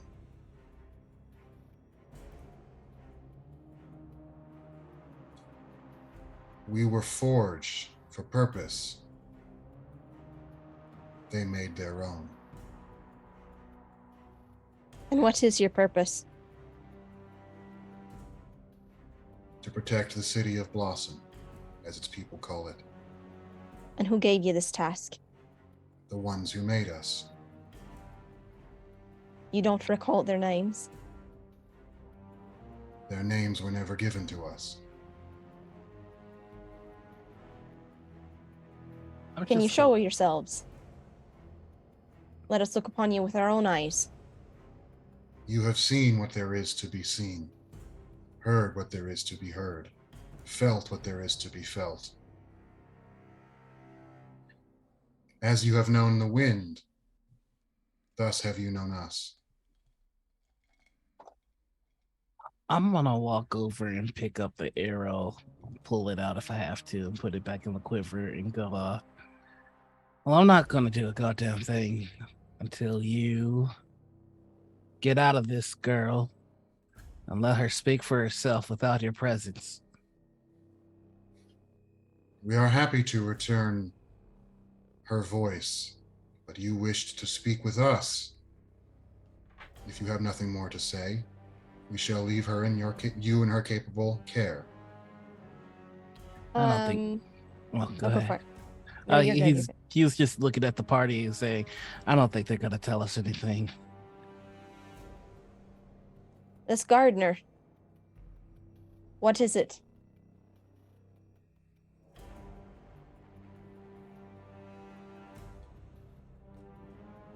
He was made for a purpose, as we were made. And then Marigold looks to Keening at your side and says, as she was made. But while we remain our purpose, he flaunts his. He's turned away from what he was made for. He has corrupted his purpose. None of us can abandon our nature, but he has found a way to bend his. And what is it to you? He is the doom of the worlds. He must be stopped. You will see his seeds soon enough. You will have no doubts then. As they say that, I would like to use one of my divine senses. I can detect good and evil till the end of my next turn, so just 6 seconds. Sense anything affected by the Hallow spell or know the location of any celestial, fiend, or undead within 60 feet that's not in total cover. So you don't sense, I'm going to interpret the way that works a little bit. That's okay. You sense a presence, and you sense it very clearly all around Marigold. It's very thick around Marigold, and then it kind of suffuses and diffuses out to sort of the full range of your senses. And it's not evil as such, and you don't feel anything like undead, nor do you feel anything sort of extra planar. Okay. But it is something, the feeling you get is a sort of overwhelming resoluteness. And it's just kind of heavy. You have felt something similar when you have used this sense before, when you are within range of one of the wisdoms. There is a similar character to it, but with the wisdoms it tends to be more focused. Like you feel a sort of like emanation coming from them. It's kind of this aura, but when you feel it, it's very clearly everything points back towards them. And then when you look at them with these senses, they're like it's as if you're sort of like seeing like a little bit of light, and then they are the source. Here, it's more that what you're feeling is everywhere, and it's just like constant and thick everywhere, and it is just sort of there's not more of it around Marigold, but it's thicker around her. It's hardened. It's sort of more definite. Gotcha. It's kind of like more of a fog than a like actual emanated source. Yeah, and the more Okay. and the more that you are sort of focusing on it and kind of tuning your awareness to it, the bigger it feels, and the more you have a sensation that if there is a source, it is very, very deep below you. Gotcha. Which makes sense with the pits. Okay.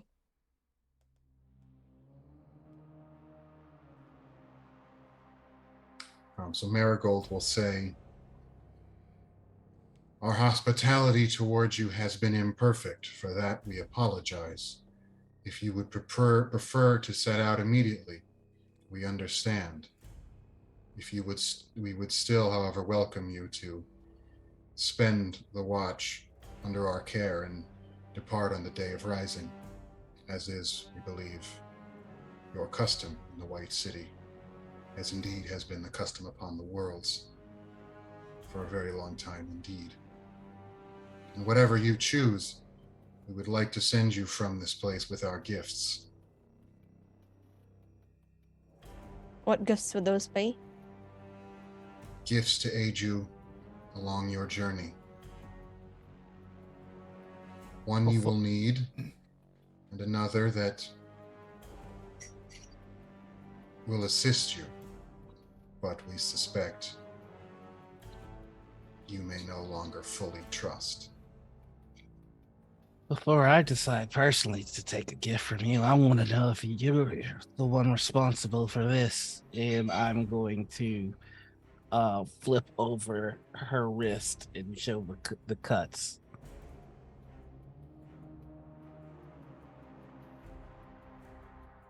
You indicate the signs of her duties.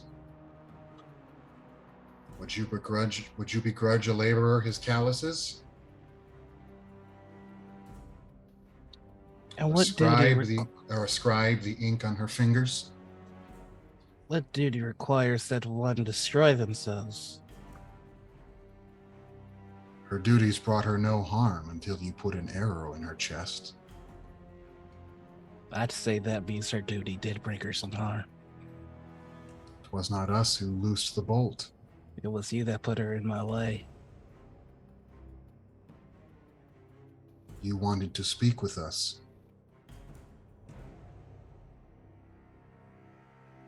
If we have given offense, we apologize. As we say, Watch. we only wish to offer you hospitality and gifts and set you about your important work. Just to make sure I'm tracking right, this thing that she was doing, that was your way of being able to speak with us, yes? There is power in the blood. There is truth in the blood. Why do you need Etienne. a puppet? Sorry, Etienne. You're good, you're good, you're good. I'm just, the curiosity is bursting out of me. Why do you need a puppet to speak? A servant? Why do you need a torch to see on a dark evening? I don't. But It is the. I see your meaning. Why do you need a knife to cut your meal? Why do you need a sword to defend yourself? Why do you need a quill to write? Because my hands and teeth aren't sharp enough? Are you saying you don't have a mouth? I'm saying all things are as they are, and can be nothing but what they are. Reiterate your point about the gardener being more than what they're supposed to be. Indeed. He has found a way beyond his limits. Some among us have envy towards him, but such feelings are quickly squashed. Is the gardener like you, though? If you want, what's the word? Corporeal.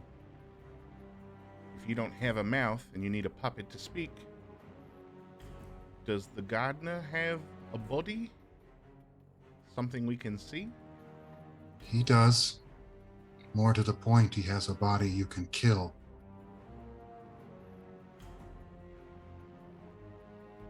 At least we hope.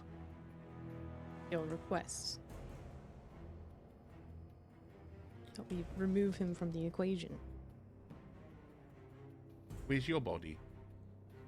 Your master sent you to steal from his library. They will want you to kill him as well. Kind of them to omit that information.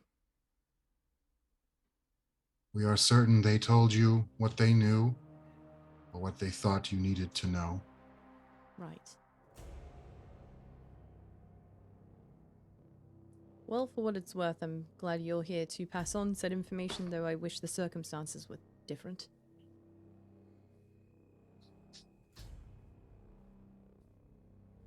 Nevertheless.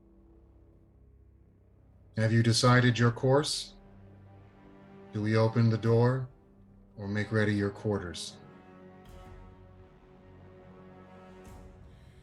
Show us these gifts.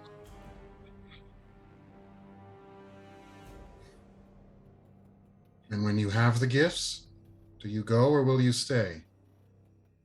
I suppose that part doesn't matter so long as we're off to kill the gardener, right? Indeed. We ask after your preference. There is no right answer. I suppose if we're gonna sleep somewhere, we best sleep somewhere where there's a eldritch horror watching over our backs. Fine. Quick question. How many of you are you?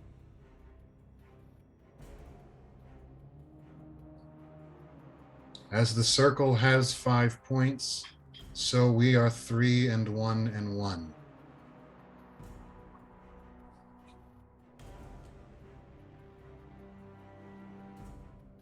And was it one of the ones that needed to be pulled in line or one of the threes? It is always one of the ones, the singular one, the same.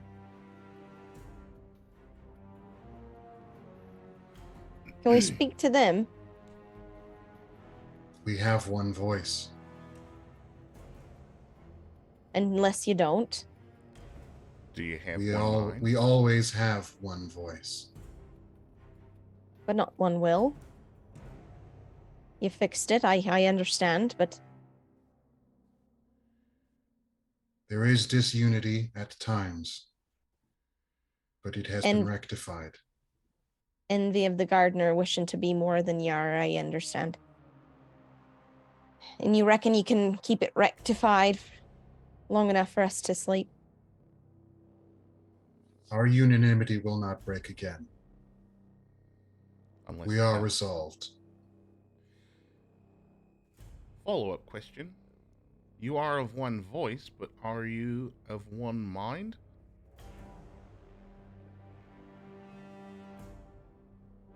We are many. We are one. So you understand the motives behind your jealous one. Of course.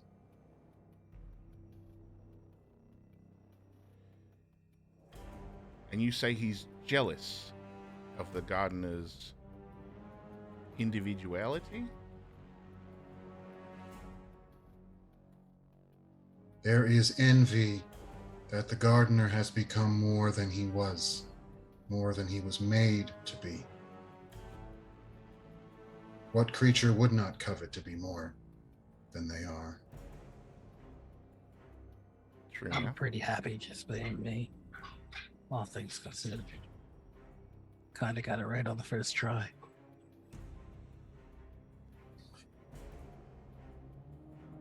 Now it's Cass's turn to roll his eyes before he continues.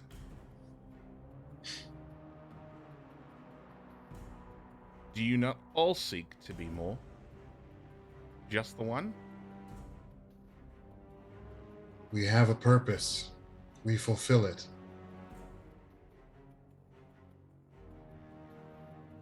There needs be no more. What is your ultimate purpose? Your final purpose? To safeguard and protect this city. And to provide for it. And to ensure its continued existence. Whatever doom may come upon the worlds. What happens if Why? you fail? And why? Because that is why we were made. What's here worth saving? Is it the people? We do not understand the question. Why this city? Why here? Because this is where we were placed. By whom? The ones who made us. And who are they? For the love of God, we're going in fucking circles. No, we're just climbing a very slow ladder, Virgil. Patience. Who placed you here? Who are the ones who made you? Who are they? We The do ones not know. that came before. I think I got this one, Cass. What is the city?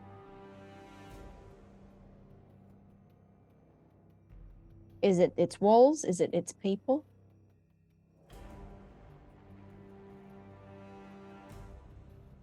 How So will you again- know you have failed? There's a very long pause. And there are some sort of errant twitches in Marigold during this pause. But then she is very still, and the voice says, "The city is the people, the city is the place. More than that, the city is an idea. Without the place to reside or the people to reside within it, the idea would fade and die, and then we would know we had failed.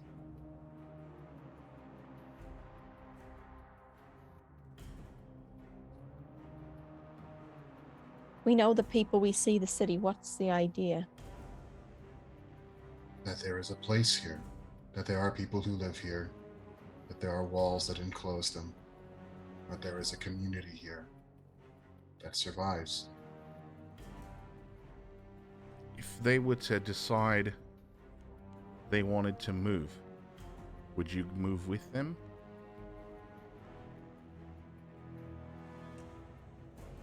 This is where we are. This is where we remain. So the people are free to come and go. They choose to stay because you protect it? Because there is nothing for them beyond these walls. You have seen the state of the world. Fair, but there is things beyond these walls. We are from a place beyond these walls. We've encountered other people beyond these walls.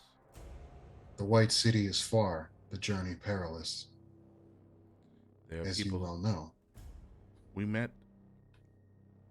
Met is a strong word. We happened upon a group of people who do not live within walls. They live outside. And they must be fools. Sure, there's an argument for that, but they're living fools. For now, Checkmate. Fuck me. their livelihoods are not our concern. They are not part of this city.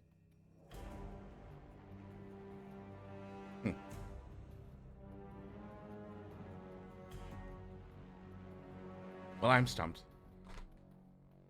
I believe him. Have you decided upon your course? I say we stay.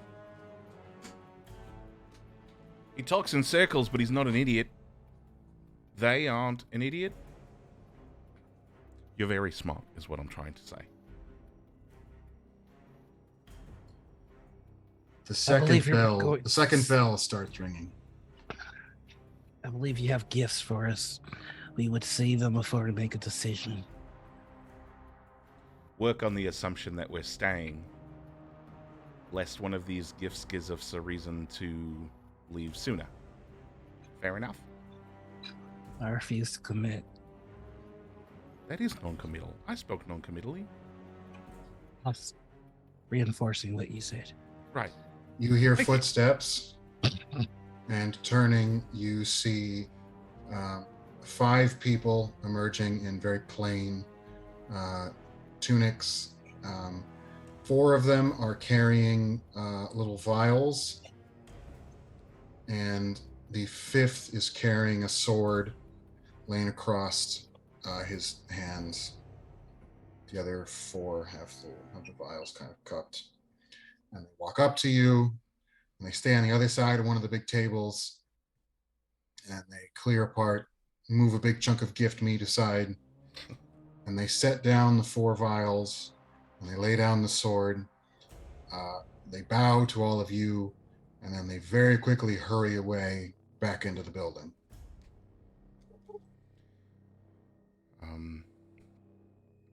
I'd like to see that sword. What kind of sword?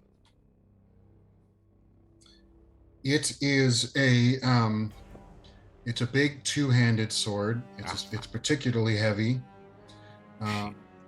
It's well made. It's not in a sheath or scabbard. The cross guard is styled in a sort of kind of almost look like a pair of reptilian claws. Fuck all.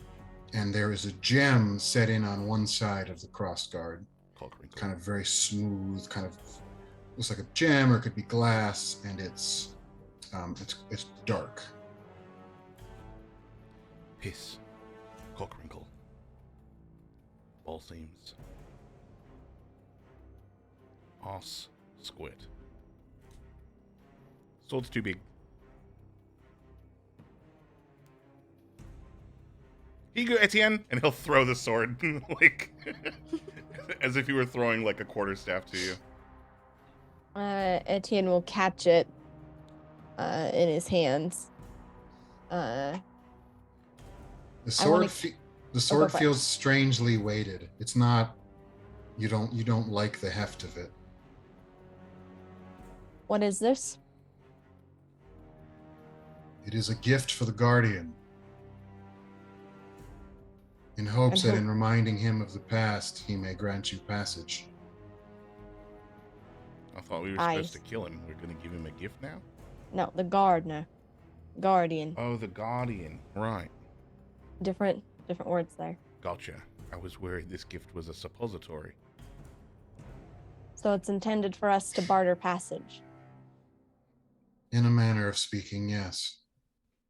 Supposing that Cass can't use it as a suppository. And Etienne will just slow head turn. Probably the handle, but two-handed sword. No, I'm pretty And sure you could. You're usually full of shit. Uh, And the vials? What are they? We offer a gift of vitality. The way ahead of you is hard. You will face difficult trials and withstand heavy blows. We offer this so that you might stand stalwart before them.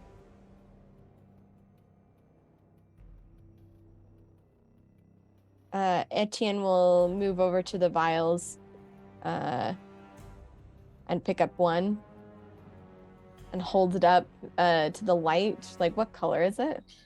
It's red, and as you look closer at it, you can see that there are there are chunks inside, little Love white it. chunks that are Mhm. moving around. Not moving like moving around because you're moving it, not like moving. Right. around. Yeah. Etienne will look at the party as he pops the cork on it and just say, "This'll kill me, it'll kill you." And he's just gonna drink it. I have resistance to poison and disease. Okay, so first of all, it's basically like the consistency of syrup with like Oh. squishy stuff inside of it. So it's really gross. Yep. But as far as you can tell, it didn't do anything to hurt you. It just tasted not good. Although it This didn't taste like it looked like syrupy and gross and but the only flavor it had, it was basically tasteless except for a rather strong taste of cinnamon. This would be the first time that you guys would have seen Etienne consume anything. So he'll take it, kind of hold the vial out, stand there just really still for a moment.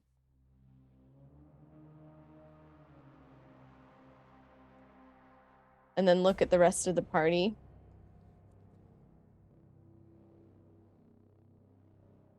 I seem all right. can I do a medicine check to see if I can discern any Mm-hmm. effects that it might have had? Sure.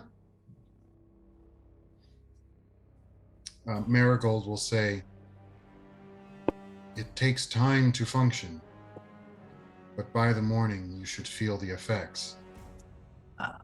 That's a 16. You can't tell anything. At the end, seems fine. What does Is it imperative do? that they drink this now? It will spoil if not consumed soon, How soon? within a bell or two. Oh, for the love of fucking God. And he's just gonna take it and down one.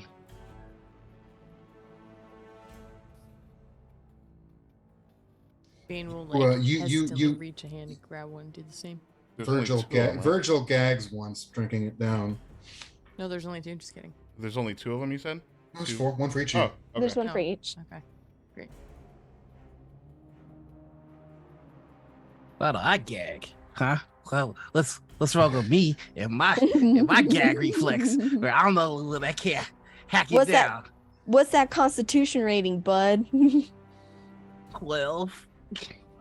Not I bad. think we found the thing. We found the bitch. No, who's got the lowest constitution? Is it me? Am I the bitch? Nah, I might have one lower than yours. What's yours? Is yours 11? Mine's 10. You the yes. bitch. Cass is gonna drink his, but having seen Virgil gag on his, he's gonna try to no caritas this whole thing. For record, Virgil gagged because one of the chunks was a little big and got stuck in your throat for a second. Ugh. Oh yeah. Yes. I'm used to wolfing down meat chunks. Oh, gift meat. Get me. Me. Swirl it around. My wiener just got a new nickname. Gift me. Oh. Awful. I'm looking at the screen now. It's like there's two kinds of people. I'm just like, yes, while everyone else is like this. Get me. Gift me. I'll chug mine and make no indication. If I must roll for it, then I will roll for it. No, you're fine, but you cough a couple times when you're done. As you like get that cinnamon flavor gets all up in your sinuses. Your nose starts running. Delicious. Tastes like cinnamon.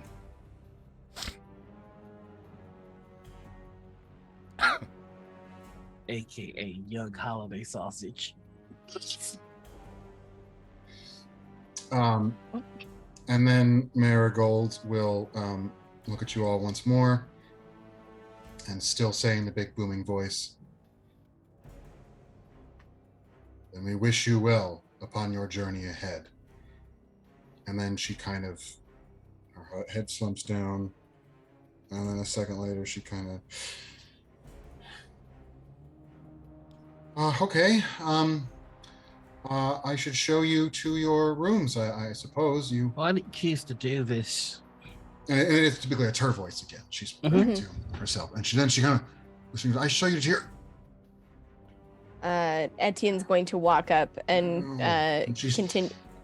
feels the blood on her dress. Yeah, she's What? idly doing that. Yeah, Etienne's just gonna use the rest of his lay of hands and 20 more points of healing now that she's fully herself. Yeah, and she kind of. Sorry about that. It happens around him. He's prickly. Why do you choose to do this? To choose to do what?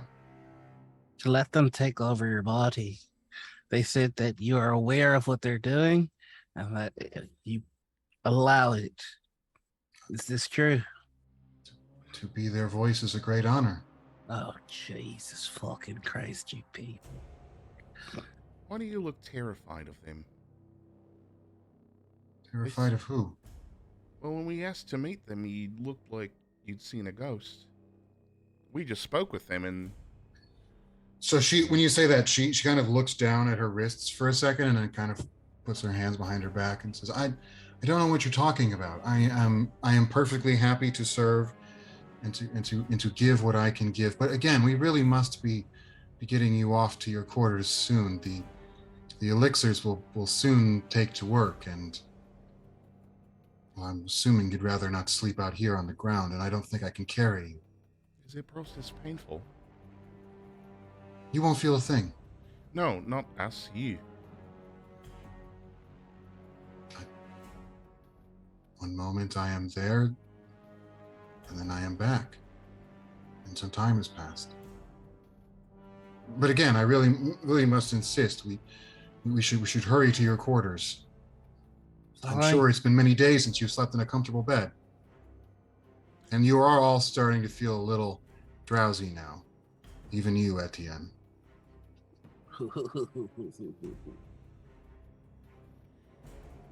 Lead on, Marigold. And she leads the way.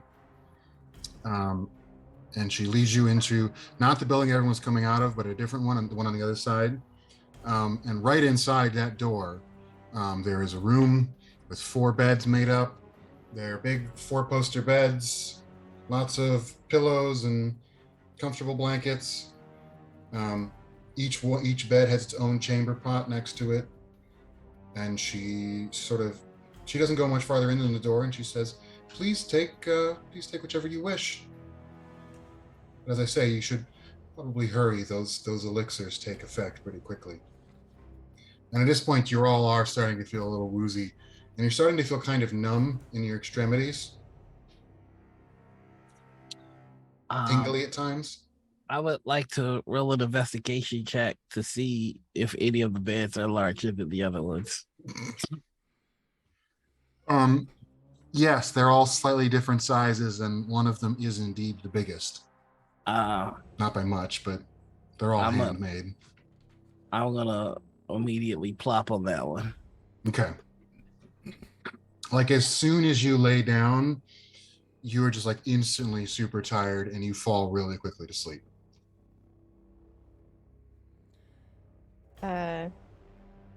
Go for it, Bright.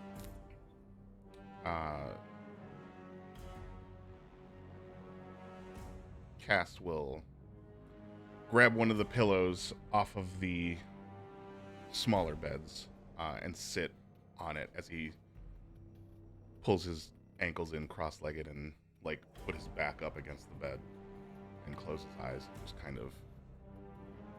And you're out. Evane's just gonna get the next one. Mm-hmm. Go lay down.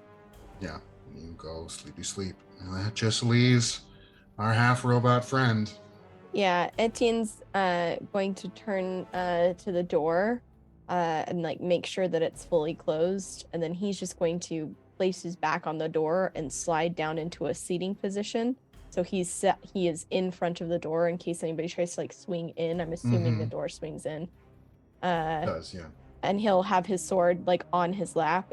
I'm assuming he's drifting off, but he's gonna try and keep that door barricaded with himself. So you don't fall asleep because you can't sleep, but you gradually lose all feeling and ability to move, and you are just sitting there totally paralyzed, staring ahead for hours. And that's where we're going to take a little break. Okay. I have questions that I will ask off screen. Don't go nowhere. Oh, unless it's to get a snack or go to the bathroom or get a drink or to follow Josh on Twitter. You're not my real dad. We'll be back.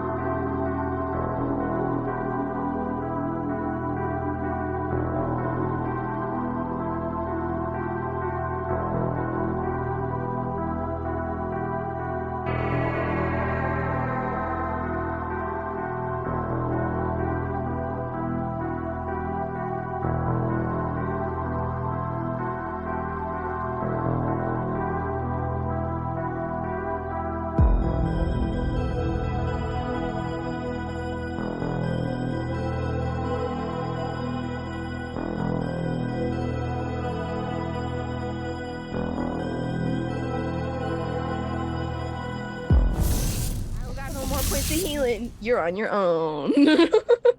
And we're back. I'm a cleric though. As is tradition, we will not repeat what was just said. Confirmed. Absolutely confirmed. Take it away, Yosh. So at some point later, you guys wake up. And, well, in Etienne's case, some point later, you can move again. Yeah. So you are aware that it is some point, it's near, you are expecting the second bell of the first watch of the day of rising to ring. And there is sunlight outside. And the rest of you all wake up, and you wake up to a very warm feeling in your tum-tums. It's kind of, it's nice, you know. And you get up, you feel kind of fine, good even. And what this elixir has done for all of you is it has increased your constitution by 2 points. Oh, 2 points? fuck. Are you shooting my dick right now? No comment. Yeah. Oh my god. How do I even? Oh, Man. I'm Yeah. 17. Holy kick out. Look at that +3 con. 18. Woo woo. Mommy, let's just see it. 12, baby. 14 in this bitch. And poor Keening is still just a bird. Oh. Or wait, still a knife or a bird? No, I mean, she's a knife currently, but I mean, otherwise Okay. she's a bird. Yeah. She's, Yeah. I don't even know Um, what her constitution is. We do get to click that long rest button, correct? Yeah. Oh, yeah. This is a long Oh, thank rest, yeah. goodness. Because I'm like, I used everything. Yeah, no, that was a long rest. And so you're all going to wake up, you know, take care, whatever your business you're going to take care of. There's, you didn't notice the night before, but there's no other doors to this room. There's no other way out except for the way that you came in. That door isn't like locked or anything. You can open it, just opens it up for you. And looking outside, it's bright, sunny. The sky is clear. Looks like a lovely morning. Chris is out there with your wagon still. All the tables have been cleared away, and you don't see any people when you look outside. There any more of that gift meat? It's funny you should ask, because when you go over to the wagon and look inside, No. you see that Pulsing. they have loaded you up with quite a lot of salted gift meat. Oh, yeah. They give you that gift me to go, buddy. Nothing's better than a little bit of surprise gift meat. They've also put in jugs of wine. There is a set of comfortable clothes sized for each of you. And up near the front of the wagon is a map. And it is drawn with exacting detail. It's much better than the map the Wisdoms gave you. It shows the city of Blossom. And here you notice that the city of Blossom on the map consists of 5 circles, 1 in the center and 4 around the outside. Almost a sort of flower petal arrangement. And on the map is a line drawn, and there are notes about the direction you're supposed to be going, and the navigational stars that can show you the way, and references to the sun position on the different days. And it's pointing you towards a direction out into the salt lands. And comparing it to the map that Wisdoms gave you, the map Wisdoms gave you was just sort of vaguely like, go here, follow this road, go out into the salt lands. Eventually you reach the gardens. That's where the thing is. And the gardens on the map was just this big like smudge. And on this map, the salt lands just like keep going and going and going and going and going and seem to just like go on forever. But much closer toward near the end, there is a spot that is marked. And it is labeled the Archon's Needle. And that is where the map is telling you to go. And there is a note that says, offer the gift to the last guardian and he will let you pass. And that's the state of things. All right. So I'm getting in the cart with Chris, and I'm going to give the command to go in the direction of the Archon's needle. And I've written down the words that I've heard that fuck ass bird say. And I'm giving the command for Chris to move quickly. So when you sit down, the doors to the city start opening. There's nobody around, but the doors are opening. Yes. Moving on these big hinges. You can hear but not see some kind of mechanism operating. And soon enough, the doors are open, and you and Chris can go right through. Yep. And what time is it now? Like As you bell? are going, the second bell of the first watch of the Day of Rising rings out across the city. So it is an hour after sunrise. Ashura is still pretty low in the sky. Oh shit! We slept for 2.5 watches. No, it was the third watch when you got to Blossom. Oh, I wrote the first watch. My bad. Time is. You guys hard, are out y'all. for like 6-7 hours. Okay.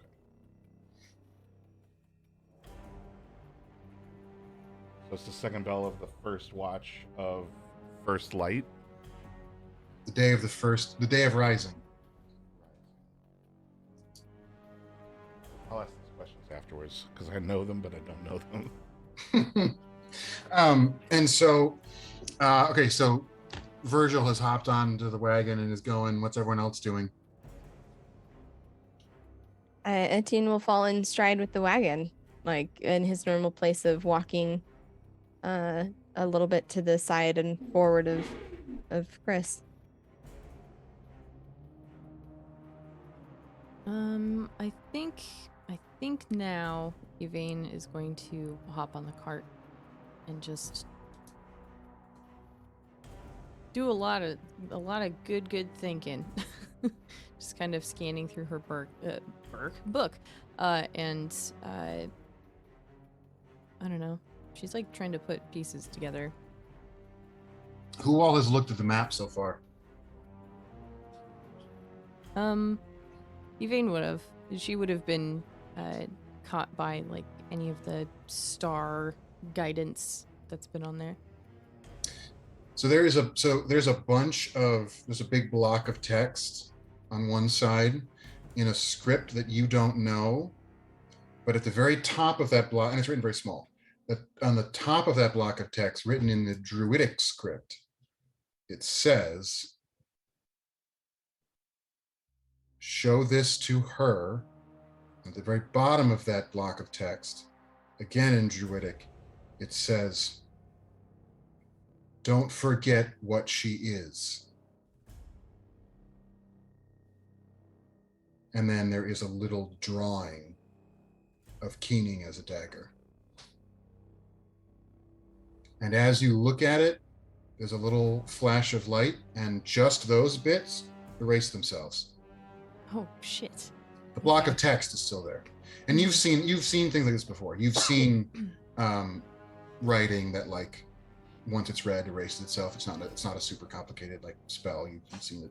It's how the wisdoms like to send messages, so it's common enough, but still slightly jarring. Like, oh, that's what that is. Yeah. Can I check on Keening? See if she's changed at all? She is still a dagger at your side. Hmm. And you do know that when she is a dagger, you can, like, you've been able to call her forth in the past. Usually you just by like saying her name and she shows up. Mm-hmm. So it's not like it's entirely you're forced to wait on her. You can, in the past you've been able to like have her as dagger and be like Keening and then poof, bird. Okay. I feel like Yvain would be compelled to at least try Mm-hmm. to essentially summon Keening into her more sentient form, but hesitant at the same time. Is there any indication between when Keening like couldn't maintain her form and now, if any of that is consistent, to inform Yvain that this is still a bad time to try that? Yeah, so it was something that she felt while you were out and walking around the salt lands, and she described it as the ether being astir and agitated. And you know that when she talks about the ether, that means something to do with magic. And while you were outside the city, you all felt weird stuff happening with your spells. They were misbehaving at times. You haven't felt that inside the city. Oh, okay. And have we completely left the city walls? You are now outside the city walls. The cart has gone past. Okay. The doors are closing behind you. Okay. I think Yvain would sit there and like hold on to this dagger, just like very close to her, and try and summon Keening, but like the slightest instance that Keening looks like they are uncomfortable, struggling, would just compel them to go back into the dagger form. Okay, so you say Keening and nothing happens. Okay. Is there any indication that it was like heard and then just rejected, or just nothing happened? Well, you've never seen that happen before. Okay. Whenever you've said her name, she has appeared. Okay. Okay.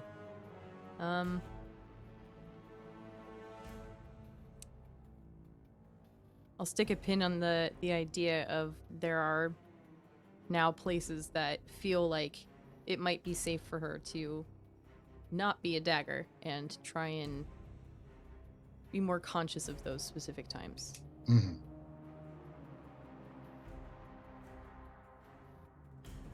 Okay, so the Chris and the cart are going along.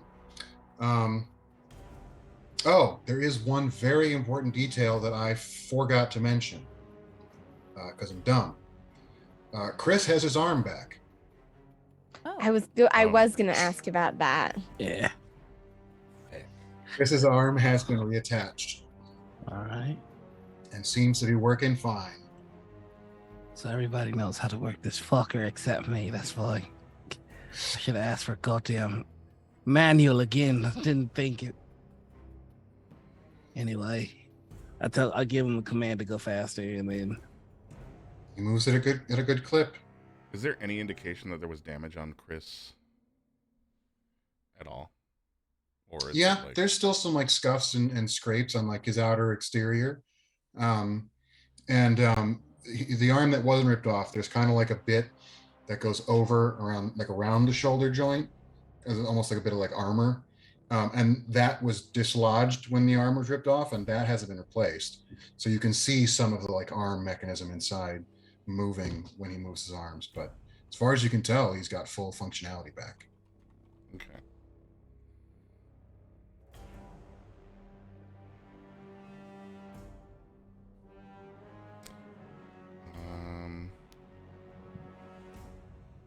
Well. So you guys are headed out in the direction of the... Is there any discussion about whether or not to follow the directions that the good people of Blossom gave you? It's called Archon's Needle. Virgil's immediately setting in that direction. Is there any reason why we should believe that they would try to fuck us? Seems like a weird way to do it if they were. So I'm inclined to believe them. I imagine they're a bit desperate. Being out here, we've not seen hardly anyone. And if they have a problem that needs solving, I can't imagine that the first people that they think might be able to help them, they'd try to bury a knife in their back. Either way, their intentions or not, I'm here to reclaim an item and take it back. Oh, fuck. I forgot to ask. Ask what? We're the Guardian, not the Guardian. What's his name? Gardener? God, no. The Gardener. Where he came from. I can't imagine they would have been able to answer.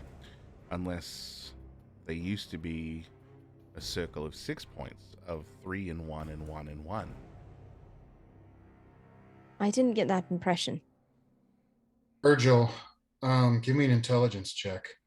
Ooh, am I smart? I'm smartish. Let's see. 17. Oh yeah, okay. So the thing that the Sanguine Lord said through Marigold was, as the circle has 5 points. Now you know, of course, that the Beckoner symbol, which the Beckoners believe to be the Archon symbol, Gang gang. is a 5-pointed star inside of a circle. Yeah. So one more thing that might incline you to think that all of this goes back to a certain rightful ruler of all the worlds. Yeah, bring it back a real one. If only I had any indication as to what the hell that meant, I might be able to assuage my suspicions that this might be a setup. Also, if these are out here and the wisdoms aren't aware, surely we're not the first ones to run into a civilization. They seem to be scattered around the lands like popcorn.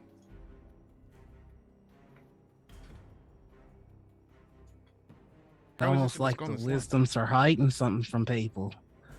Who would imagine? It's not just the wisdoms, though. There have been returned reclaimers that have said nothing.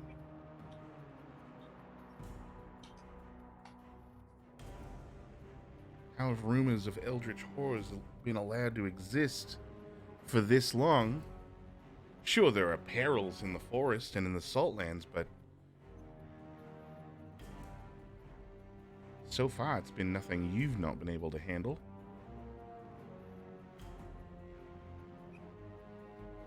To be quite fair, I'm extraordinarily competent.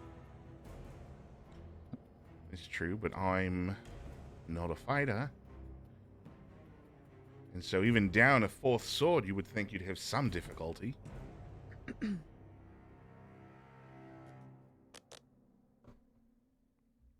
My sentiments exactly, Yvain.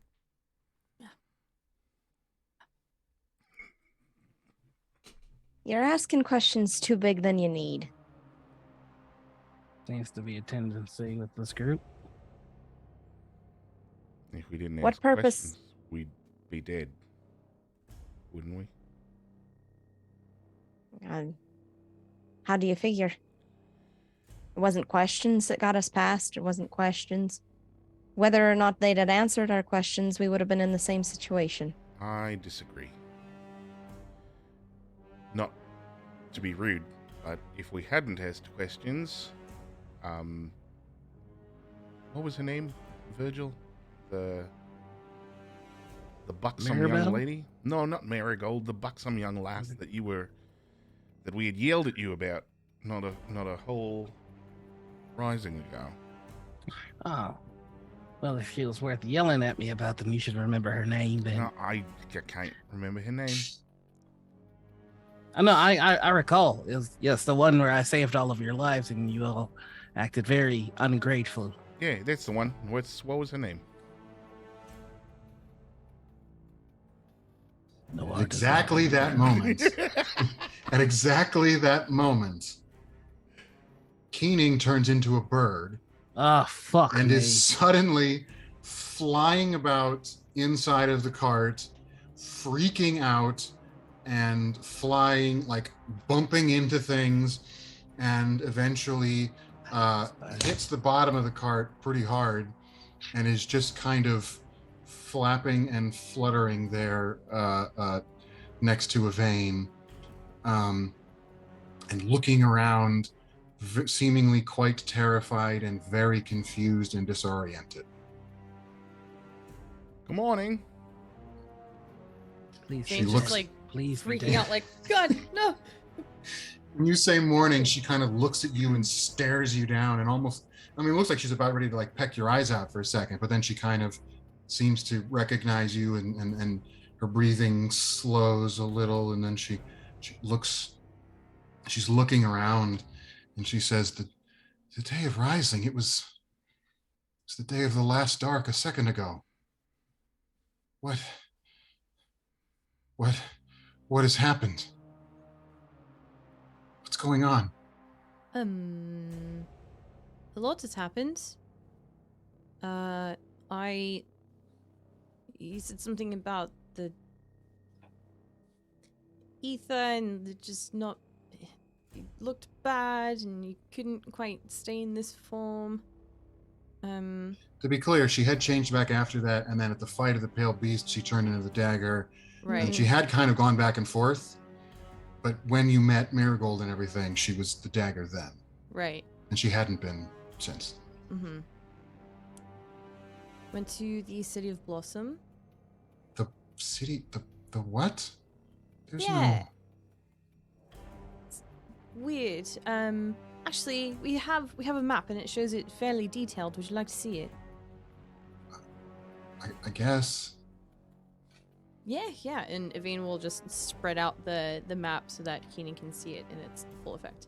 Yeah, so she looks at it at first, and she's kind of looking at the other stuff, and then she sees the big block of text, and then she's just kind of staring at it and reading it, and it's very, very bird-like focus and concentration as she reads down the whole block of text.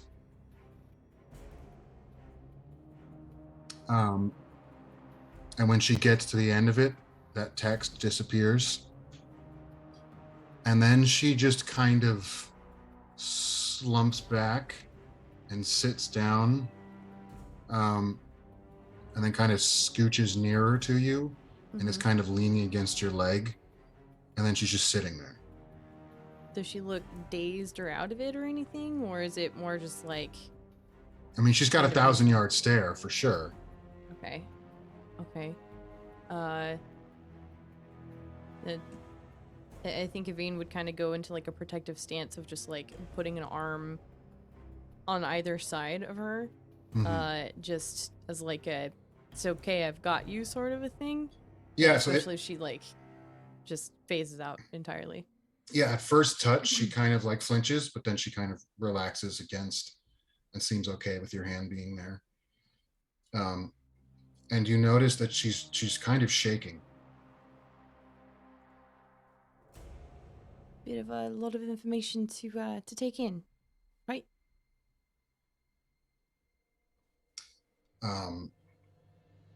Her immediate response is she says something that you don't understand, but it's that same language she's talked before. And then she and she's talking very quickly. Mm-hmm. And then she stops and looks up at you. And then in a more normal speed and in common, she says, "Sorry, I lost track of things for a second." It's okay. Figured you needed to see it anyway.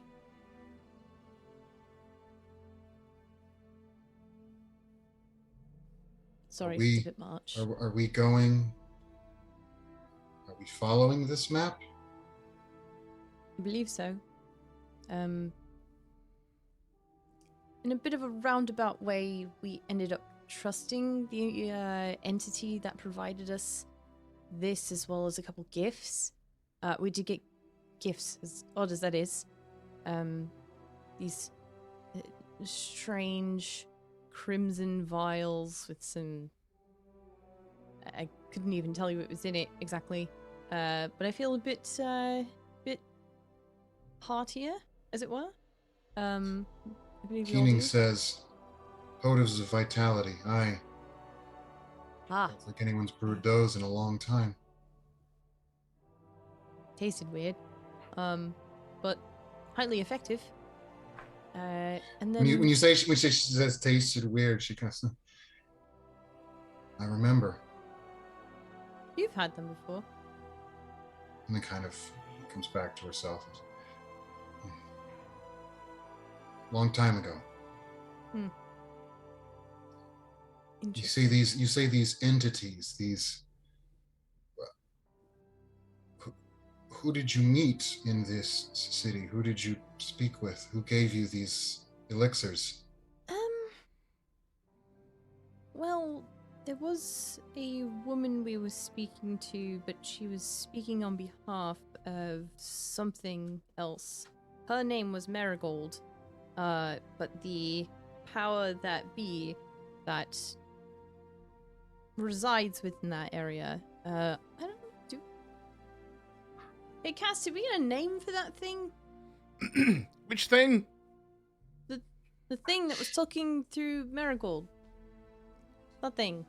Did it have a name? Oh, yeah, they were the Sanguine Lords.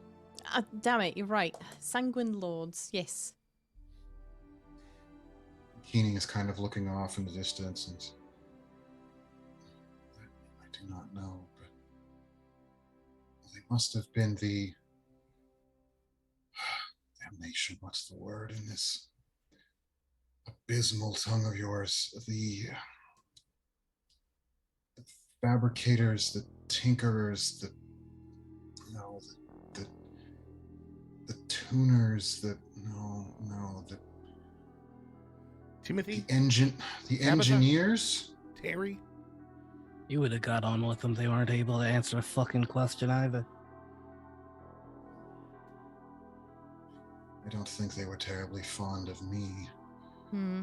No. And she sounds actually kind of scared saying that. Is that why you were asleep for the whole thing, you lazy bones?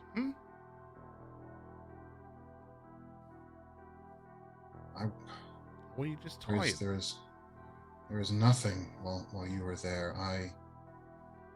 While you were there, I was not. Right. It was like stasis. It was like the chamber before you released me. And she looks up at you, Yvain. Mm-hmm. It was just long. There, at least, there was cold. There was dark. Here, there was Nothing. not even that. It's like they negated me. I'm certainly glad your direction is far away from that place, wherever you might be headed. Mm-hmm. Oh god, what is the name of the place? The Archon's Needle? Yes. A quaint title for the relay, but I suppose that suffices well enough. Yes, they provided us with a gift that we can use in exchange for our passage to this place. There's also someone called the Gardener who's supposed to be there that we have been requested to eliminate. No, the gardener is not at the station. The gardener is beyond, through later. the conveyor. Yes. Right, to get there, eventually. She kind of looks up at you and I have no idea where they're sending you. Don't really know. But we do have a map now. This map doesn't show you where you're going. Oh. It just shows you how to get there. See? Nothing but cryptic nonsense. That's not too cryptic. We have a direction. We just don't have explicit detail of where we are to arrive. That's all. I think that's what she means. Is that right, Keening? Is that what you mean? I mean that when you set out from Eudaimon, you had a sense of where you were going and what you were doing and what purposes you meant to serve. And in due Purposes to course, serve. very little of that will hold true. Is that fairly typical for reclaimers? Off to go do one thing and actually have some sort of secret undercurrent of a position in which we need to continue forth with. I cannot say. You are the only reclaimers I have known. Fair? Really? Yeah, as far as you know, Yvain found Keening, just like freed her from a place where she was being held, like in like a chest, Sure. and she's been there ever since. So, Yvain, I have a question for you. Okay, might have an answer. How long have you and Keening been together? When did you find her? Couple years? Is that right, DM? Yeah. Couple years? mhm. Yeah. You know, not my entire life, of course. I'm still getting to know the little darling, but just a couple years, you know, enough to become friends. That's so tired. Well, friends with me. Different for you all. I've known you all for a couple months now, Sure. perhaps. Sure.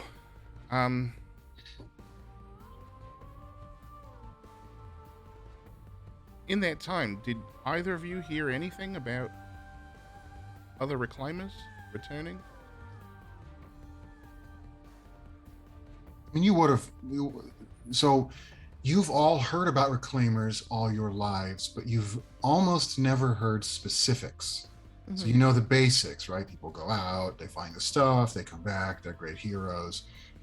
The only people that you've heard a lot about are the really famous Lance, the companions of destiny, who you saw when you were getting your orders. They were there like talking to the wisdom of antiquities and then went on their way.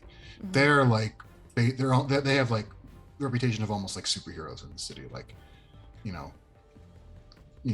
people write all sorts of like pop stories about them and like Pulp Fiction, and all sorts of bards telling tales about their exploits, and little kids pretend that they're reclaimers running around in the streets, and they're always pretending to be the companions of destiny. And there are stories about the time they reclaimed this, the time they reclaimed that. There's all sorts of songs and whatnot. But for everyone else, it's all very non-specific. It's just, well, there are these people, and they go out there and they do these things. And Has anyone here ever seen another reclaimer group?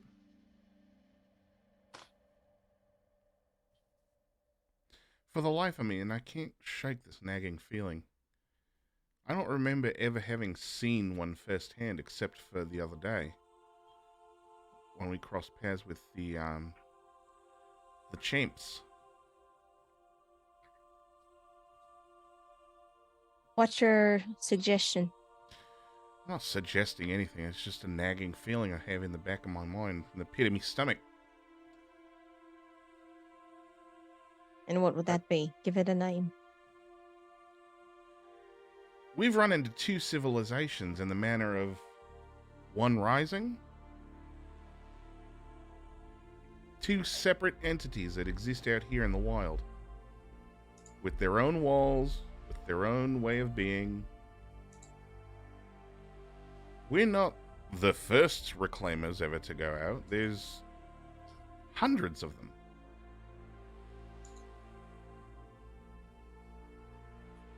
And the champions have been around since I can remember.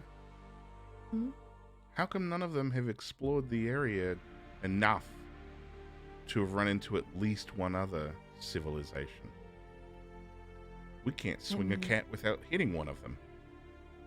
And look at how How? We just didn't know. the wisdoms regard the beckoners. I don't believe that there's anyone outside of their influence that they would color in a good light.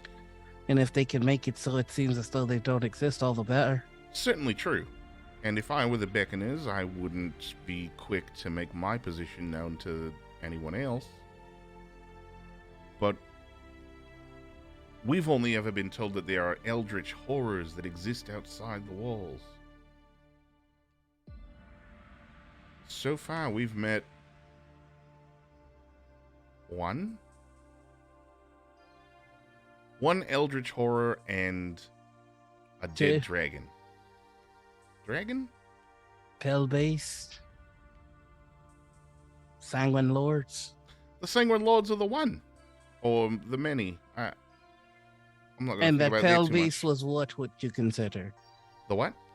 The pale beast. It's just a big lizard.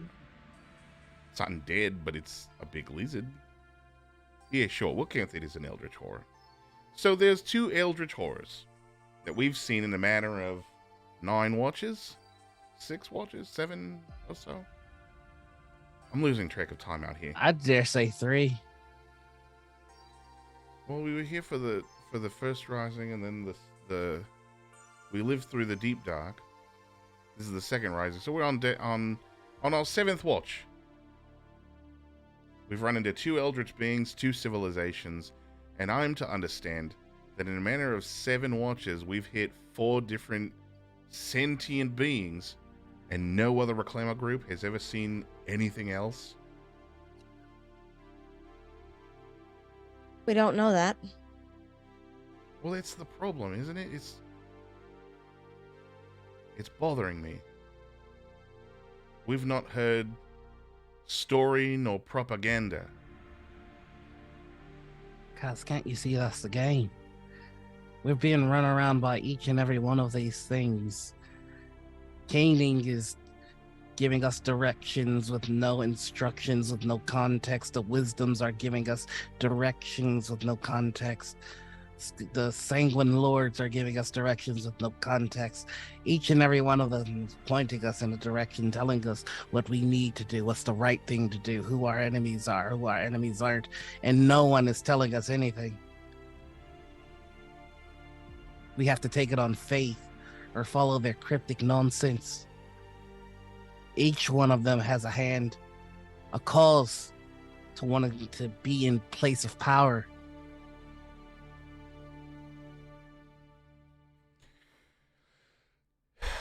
It's exhausting.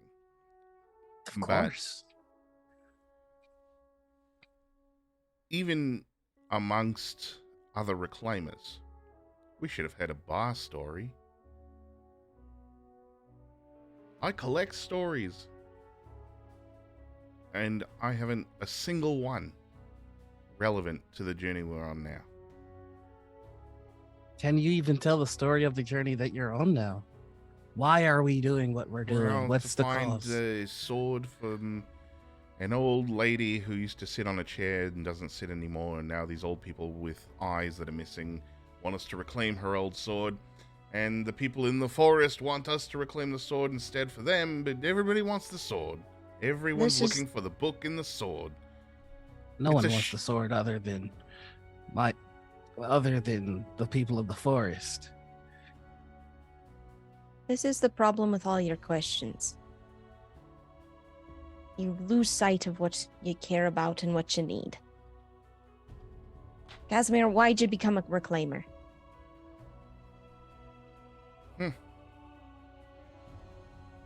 I suppose it's because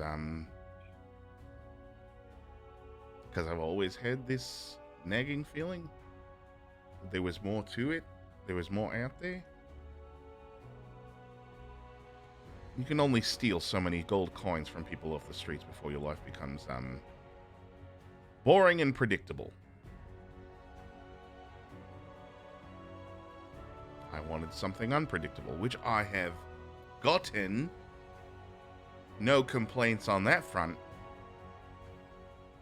I'm just curious as to why this story's been hidden for so long by everyone, not just the Wisdoms. The Wisdoms are their own problematic series of events. But why are the other Reclaimers not saying anything?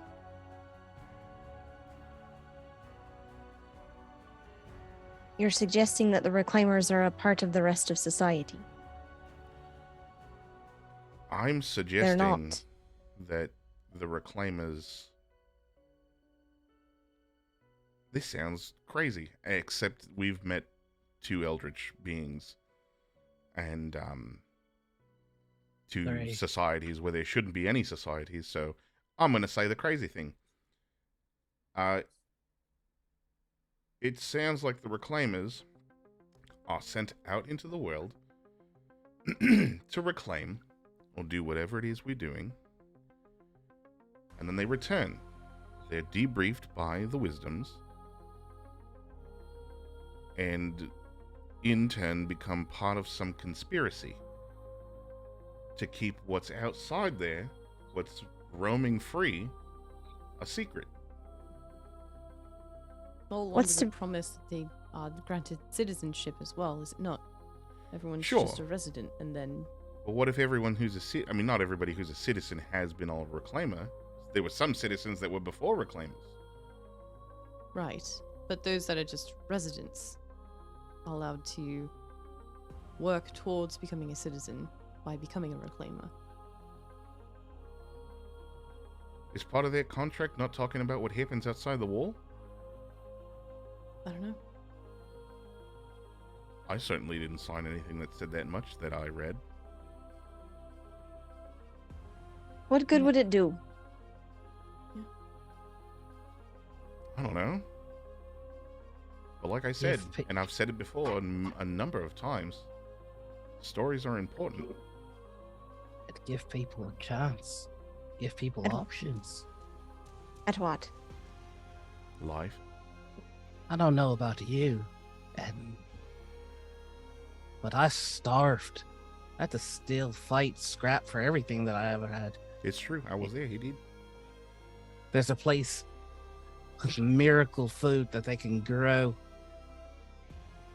There's an organization. There's animals. There's nature. That's not nothing.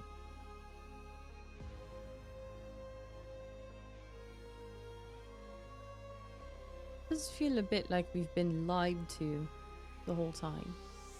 That there's nothing of worth out there save for what they wish to retrieve. Everything else is just filler I and feel not like of our concern. being lied to is the smaller story here, though. No. The more important It's and bigger picture. Catalyst. Sure, it's the catalyst. You're not wrong. But I think the bigger picture here is that we're not being lied to. We're being kept out of the loop altogether. Right. By everyone.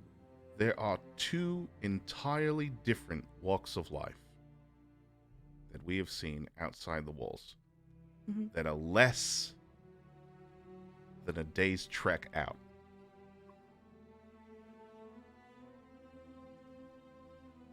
Seems to me that there are options out there, and we're told there aren't.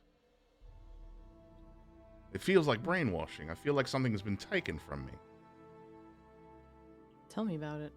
I am right there with you. There's a deep-seated part of myself that belongs out here, and I have not been here I have for a as long as I belief. can remember. I believe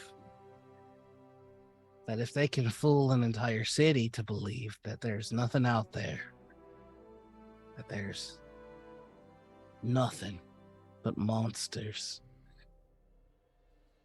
then sending folks out to take things that don't belong to them is a lot more easily digestible. We're reclaiming. Reclaim. As though what we're taking belongs to no one. Hmm. Or as if it implies ownership, that it was once important to the wisdom or the people of Udaiman. Exactly. If we're returning it to you, Diamond, who took it from you, Diamond? Mhm. Have none of us thought to ask this question before? I Why feel would like, we? It's only occurring to me now. right, yeah, I feel like it was kind of implied that, oh, why is it out there? How did it get out there? Sort of a thing. But, you know, people have been in the city for so long that no one remembers that the wisdom that we all lost belongs to very select individuals. And that you have to work to earn that information, which is what we're doing now. Some of us still remember. Look, I see what you're driving at, Virgil. But there's Oh, please tell me. there's a certain level of apprehension I have. Not just for the wisdoms who know more exists out here, but say nothing. There's a certain level of heightened apprehension I have for the people who know there's something out here and tell you to actively ignore it. Those people back that we met,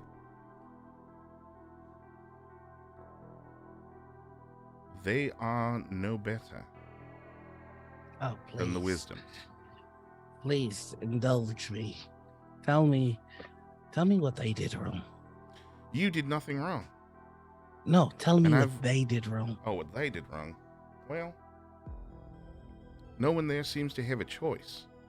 They're brainwashed, just like we have been our whole lives, into thinking their way is the only way. That eldritch being, whatever it was, is the first honest creature we've met since we left Eudaimon. It didn't ask us to retrieve anything for it. It didn't ask us, it didn't give us no option or choice. It was the first creature we've met that gave us options. It's the first creature that said we have enemies that are shared. We each have a job to perform, and you can go take care of what's out there while we take care of what's here. And as long as we keep that contract, we know we always have a safe space in that city of Blossom. We do not have that same guaranteed safety in Eudaimon, and we do not have that guaranteed safety with those who serve the Archon outside the walls. Now, I'm not saying that that's implied for everyone who serves the Archon. I'm just saying the one faction we've met out here is not trustworthy. You tell me that thing is trustworthy, and I tell you this. It didn't ask us to do anything because it knows we're going to do what it wants us to. That is a far more sinister control, if you ask me. And when we ask how it's certain, when we ask it to explain exactly what it is that we're going to do in its service, it gives us circles. It gives us nothing. It gives us what it understands in a way that it understands things. We reached a point where I had asked it a question and it said it didn't know. They live in just as much of a box as we do. The only difference is that they understand their purpose in life and they don't have to question it. So they do it. The rest of us have to find our way.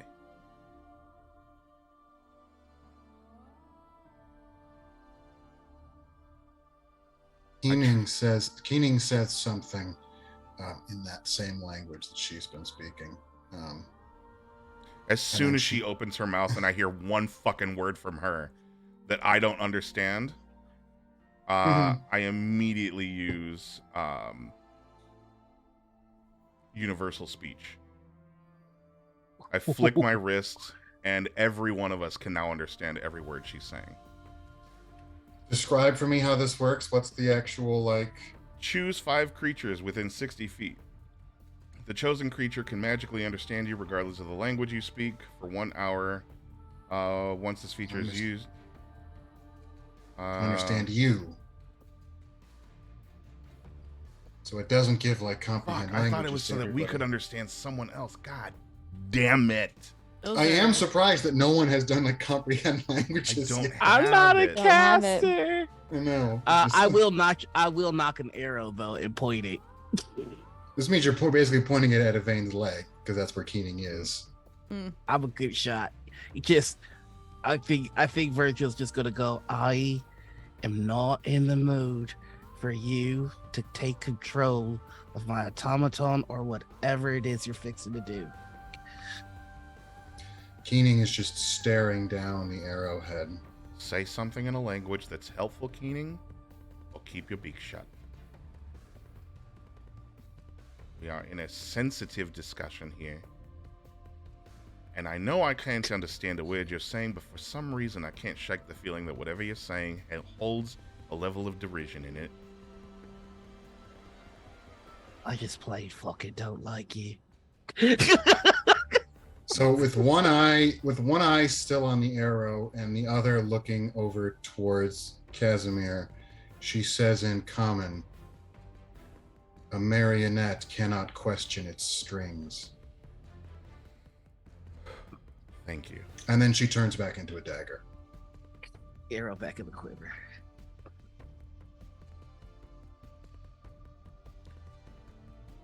What keening is... The third eldritch beast, by the way. Sure. We've learned that the eldritch monsters aren't exactly all hostile. They have whims and desires of their own. I'm willing to acquiesce that Keening might be one of them, which is fine. In fact, it makes me less afraid of what's out there, because if they're all just mouthy birds, bring them on.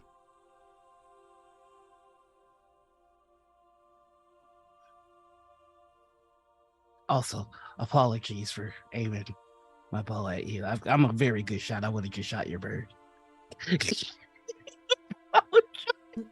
I've seen the skill in which you profess to have. It is more fact than, unknown knowledge. Still scary. Seeing down the sights of an arrow with the power that I know you to have. So please forgive any slight quivering you might see in my direction should you do that again. It's understandable, and I hope never to.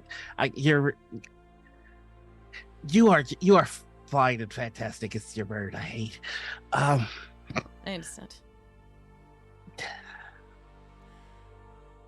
All I opened up this conversation, this dialogue, for was to impress upon you that we're all clutching to ideals that seem to tether us.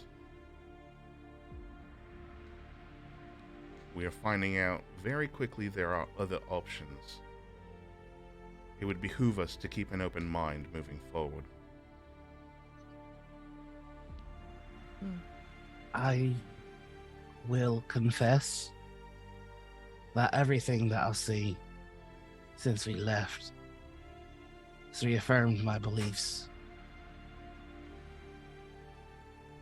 There are so many powers, forces jockeying for control of something. Each one of them using us like game pieces.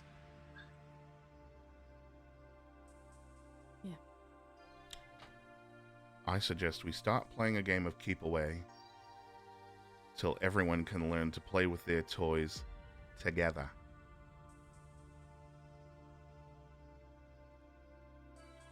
Are you willing to lose everything for it? Are you willing to lose all that is good and beautiful that you have now? It's easy to lose everything when you've got nothing. Oh, that's what you think. That's what I know. I've lived... Etienne will stop as he's been kind of walking and just turn around and look at Virgil. You think. When you've had your own eyes ripped from your body and replaced with something not your own, your heart cut out, and everything you've loved burned before your eyes, I wonder if these questions, these tethers, these ties that are so important to you now will be important to you then. You're talking about things you don't know. You're questioning things you can't understand, and there's nothing wrong with just saying we don't understand. All these questions you're asking are bigger than this. And if you can't see that, and you're too damn proud to accept that maybe we are just here to get a book and get back to a city and get back to living, then there's no help for you and you'll be the doom of us all. Not to pry, Etienne. But is that living? children. I've watched children, my best friends, starve to death. Under the power of the ones that sent us to go get a fucking book. I didn't come to be a reclaimer. I didn't come for any citizenship. I came to be a poison pill of a broken system. I came to choke the life out of the wisdoms from the inside. If I've got to ask...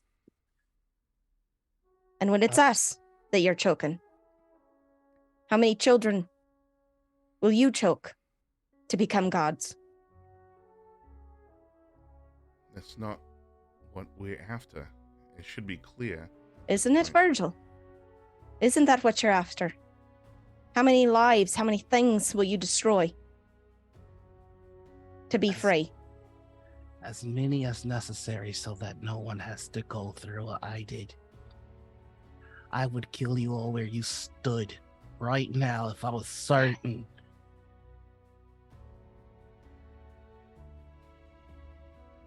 You don't know what you're talking about. And you're drawing at straws that you simply don't have the means to grasp. Question all you want.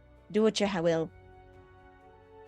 But you're not going to find the answers you want, and they're not going to be easy, and they're not going to be comfortable. And the heroics and justice of it all will melt before you. See, so what good does it do to continue feeding into the cogged machinations of the wisdoms? All I'm saying is, why don't we keep an open mind? Why don't we ask questions where we're needed and find out? I think this one just told you. They pulled the heart out of it. And again, not to pry, but who was it that plucked those eyes and heart out?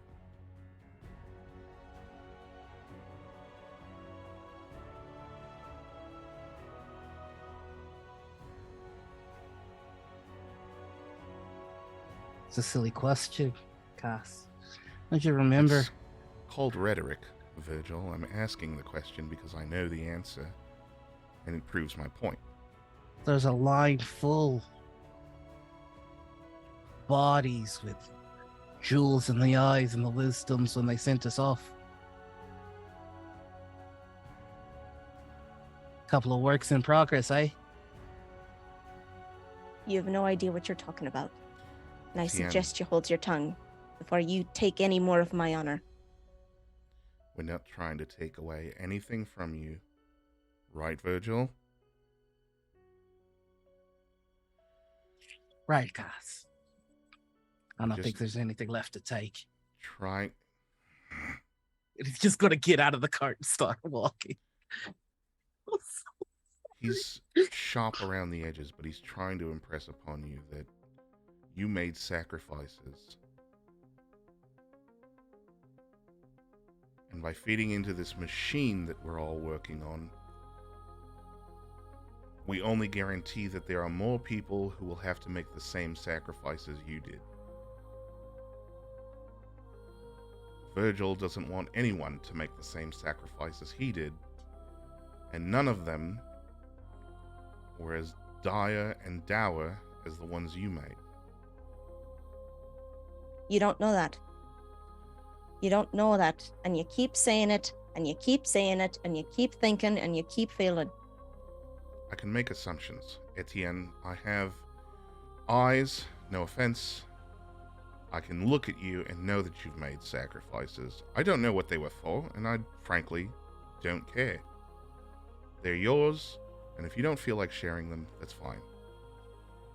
But Virgil and I grew up on the same streets. We suffered the same injustices. None of those injustices resulted in removing our organs. But if we're willing to sacrifice everything to stop someone from feeling peckish to minimize our own problems, then clearly that includes whatever it is that you went through. We're not trying to reduce what you went through. We're not trying to take away from your story. You're missing my point, and I understand that it's hard. You start poking questions. You start asking. You start wondering what the wisdoms are up to, and you find out a piece of the puzzle. Your boy back there thinks he's got 2 or 3 for his neat little friends. All right. So you've got 3 pieces of a puzzle. Enough to tear a picture apart. To take down the wisdoms. To free you, Diamond. And what would you put in the hole that's left? Are you willing to carry the city? To make sure that everyone is fed, to make the hard choices? Are you willing to put your faith in whatever it is that these beings are out here, these different horrors, the ones that seem to be nice, but only because we give them what they want? Are you willing to bet that they're not as bad? I've got no allegiance to the wisdoms. I have an allegiance to the people of that city, to my people. And if you're going to stand here and say that you are willing to tear it down, then you best be having a plan for building it back up. And just believing in some hoobity-waddity that bird tells us we should fear, and that bird saved my life. I believe that bird. That bird that has ancient knowledge firsthand that none of us do, whether she chooses to share it or not. I don't have the pride to believe I know how to fix it. I don't have the pride to believe that I know what's right. But I do know that poking holes in things in a boat with no lifeboats is not a winning strategy. Well, ask your questions, believe your beliefs. I don't do what you need to.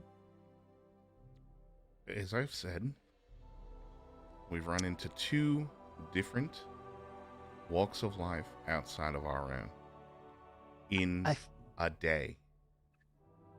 I think upon hearing my people, that's when Virgil will turn around and listen to all that and go,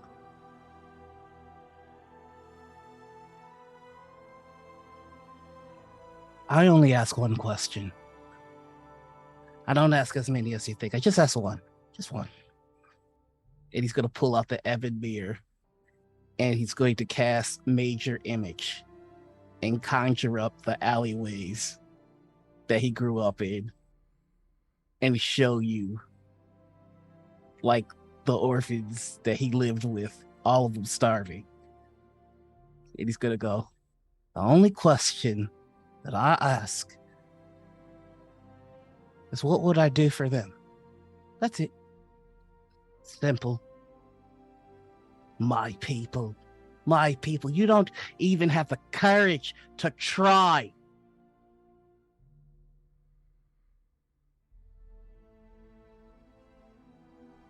Could I put a hole in a boat without some plan? If the boat is doing this, abso-fucking-lutely.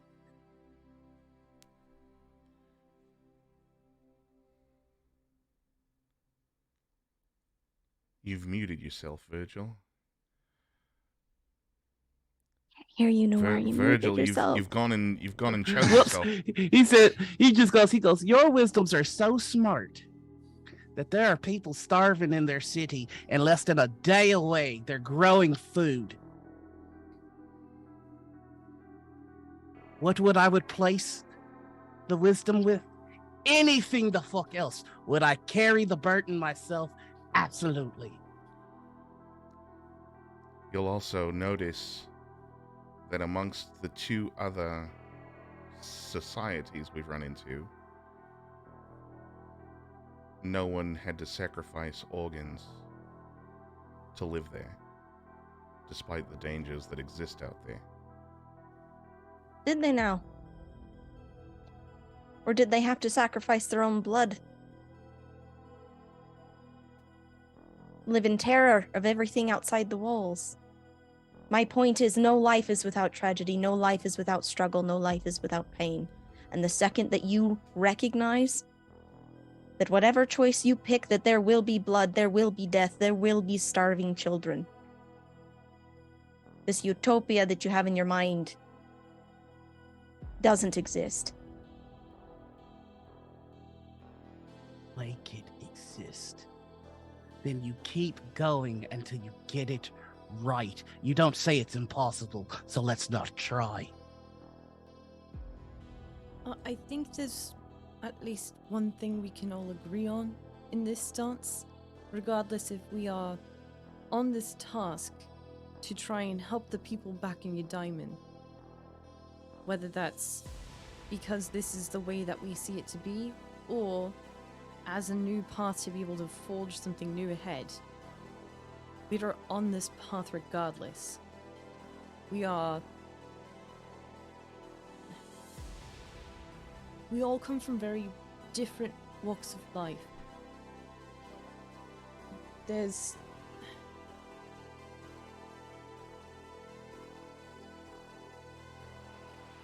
a lot that we can learn from one another.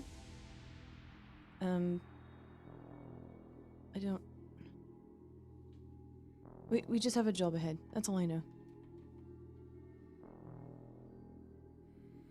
Well, listen, I never said that we had to burn everything down. I'm just saying that there are clearly better options. The people that we ran into first didn't seem much afraid of anything. We were more afraid of them than they seemed to be afraid of the everything. And I'm not claiming that we have to find a utopia, but we can do better than the bare minimum. Right. I understand all the viewpoints that you all share. I do. We've all made our own sacrifices, whether they are deeply personal or along with those around us from our upbringing. But the thing that holds true is that there is some sort of a resolution at the end of this. Whether that is bringing something back to Eudaimon to try and better the city, or try and find some other way to make it better. Something. We are gathering more than just a book out there. We are gathering this information for ourselves to do with it with what we will. We all have our own purposes. That's why we're all working together. If we all had the same mind, this would go very fast, and perhaps none of us would survive. It is these different viewpoints that allows us to thrive together, no matter how much we all want to wring each other's necks at times.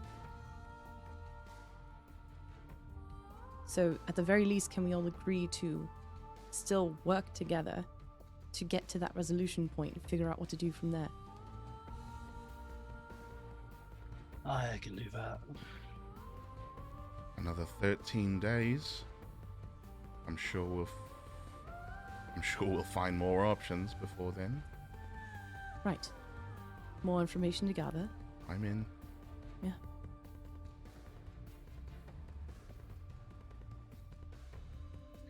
This may end up with us becoming enemies of the Wisdoms. You said it yourself, there's not been a reclaimer that has come back and told the truth, and I'm not aiming to lie. If they ask that of me, I will not do it. I will not take part in a conspiracy. I will not lie about the things that I've seen. We are trembling into that unknown territory once more of not knowing if it is a full conspiracy or if there is some other motive at play. I ride a very neutral line with all of this. I'm here to help, gather information, and do what I can to do my job.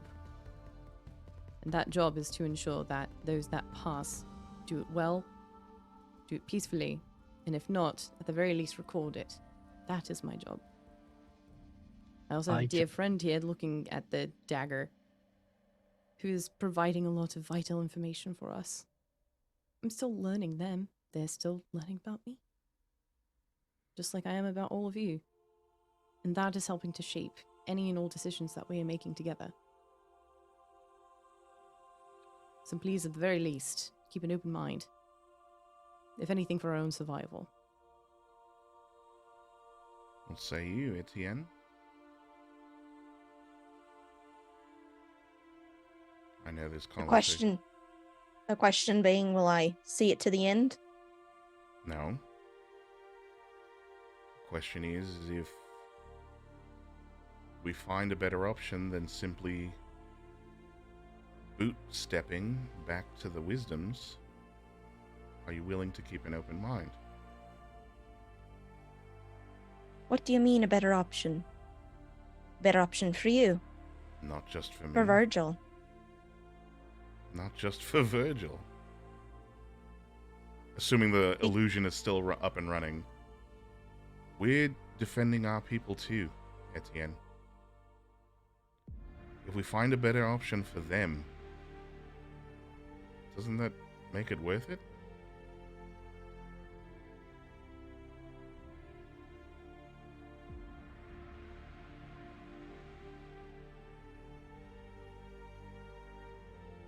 I'll do my task.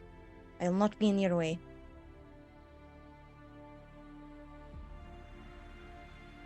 We can speak of hypotheticals as much as we like, but I feel like we'll just continue going in a circle and driving each other mad, each having our own separate solutions to this. We don't know exactly what's out there. We've seen that, at the very least. What with all that we've found and have yet to find. I feel that you've been the only one forthright. I respect you for that. It's no great secret of my hatred of the wisdoms. It's no great secret of my respect for the Rebeccaners. No great secret of my purpose here. To break it all falling down. Well, every watch that goes by, that hatred becomes more and more justified. I also see where Etienne is coming from, though. The difference is, that is my truth. And that's all of my truth. Just as Etienne is speaking his. I have no further secrets from the group. Can the rest of you say the same? Yes. I have nothing to hide. Nothing earth-shattering that would be relevant or important right now. And you, Etienne? You'd have me bare my soul to you, here and now. I'd have you tell us the truth. If we're to work as a group, which we've all decided that we're going to do.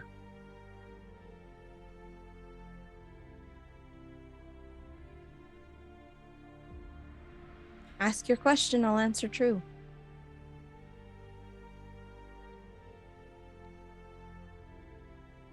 Everybody make a perception check. Uh-oh. 14.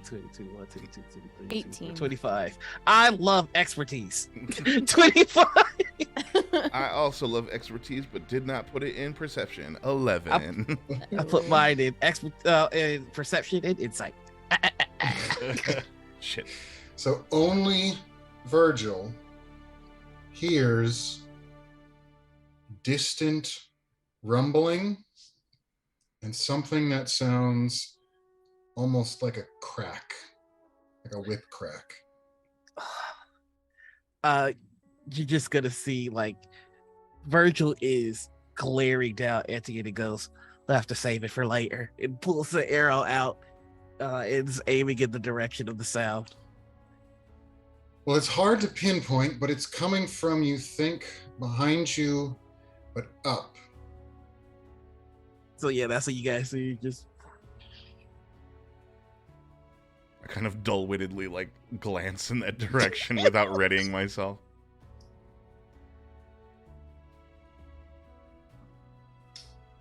And a moment later, there is a much louder boom. This you all hear. And you look, everybody looks back in the sort of the general direction that Virgil was aiming. And at first, you don't see anything. But then you see a dark spot in the sky. Oh, bloody hell. And it's there, and it's getting bigger. It starts maybe the size of a grain of rice, but it's getting bigger Oh, what the hell is that? and getting bigger. I suggest we don't stick around to find out. And to be clear, you're out in the dry lands, or the Mhm. salt lands, and there's bone piles around, and as there have been, but it's mostly just trudging. It's an empty open field. There's not really any way you could hide. But what do? Chris is going to keep walking until you tell him to do something different. So since I've seen it first, can I kind of gauge how fast it's moving and if I think we can outrun it? So you would have to know how big it is. Mm-hmm. So like it could be small and close, or it could be big and far. And it's hard to tell. You do not have a lot of practice of tracking things moving through the sky and judging how big they are based on their movement. So Okay, so I'm gonna do something stupid then. I know full confidence that I can shoot 600 feet. fire that arrow. Jesus. Your arrow zips away. I'm just watching it. It goes and it falls and it hits the ground. Not even close, as far as you can tell. All right, so we've got some room. Let's go. And yeah, it's gonna give. I guess we're gonna look for a place to hide. Chris, yip yip. And there is nothing around that you can see. And Chris is going as fast as he can, but the ground there's lots of like loose ground. He can only go so fast. His feet are sinking in pretty good with every step. So you don't think he can go any faster. Can I see if there is a decent place to hide for cover? There are spots that people could hide. Not the cart, not Chris. Is Chris an object or a creature? Chris is a creature. Excellent. Mayhaps we all hide then? Hiding sounds like a good idea. Are you gonna hut? The hut is pretty visible. Probably just hide away as he is trying to speak to you in between flute sounds. Maybe try getting in behind those bushes, and then he'll slap Chris on the back and make Chris invisible. Okay. And is there anything you can do for the cart? No. Tell Chris to drop the cart, and he's going to be invisible with greater invisibility. Okay. Which lasts... Wait. If Chris is holding onto the cart, it's like a carried item. It should be invisible too. Oh. But if you cast invisibility on a horse... And it's a carried item. If you fall off the horse, you're not invisible anymore. So the cart should be. I don't know. I'm pitching it, baby. We gotta do something. Checkmate, atheist. I appreciate the hustle, but no, the cart does not go invisible. Might I interest you in changing your mind? No. Now what's everyone else doing? As I slap Chris, I'm gonna dive into like the nearest bush or tree. There's no bushes. There is a big pile of bones. I'm gonna hide under a bone. Okay, you hide in the bones. Everybody else? By the way, the thing in the sky has gotten a lot bigger, and you hear a very loud rumbling sound. Oh fuck. Oh, cool. Yeah, I guess if we're trying to hide, I'm gonna try and hide. Just wherever we're trying to hide. Oh, I'm dumb. Okay, I can. The cart's gonna be safe, y'all. I'm major imaging just emptiness, Okay. Oh. so there is no Okay. cart. All right. And I'm like, I've got a couple of feet, so I'm hiding us all. So no matter, Awesome. like, So we're right by the cart. You're major Yeah. imaging kind of above us and Yep. like to the side, perspective wise. Got it. When the thing gets closer, tell Chris to fuck it up. no. How about we avoid a fight? Chris, Maybe Chris will be invisible the whole fucking time. the whole fucking time. The whole How fucking long time. is Great Ability lasts? Like, is it a round per level, or is No, it? it's a full minute, but he doesn't become uninvisible no. when he makes an A attack or minute. something.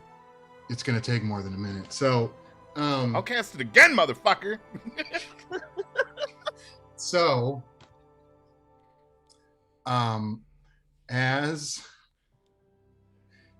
so this thing, I'm just gonna narrate all this for you. This thing is approaching you guys from the sky, and it keeps getting bigger and bigger and bigger and bigger It's a meteor. and louder. It is long and cylindrical, It's a dick meteor. and it is Give me. Gift meat. Yes. Gift Excellent. it's sky meat. Sky meat.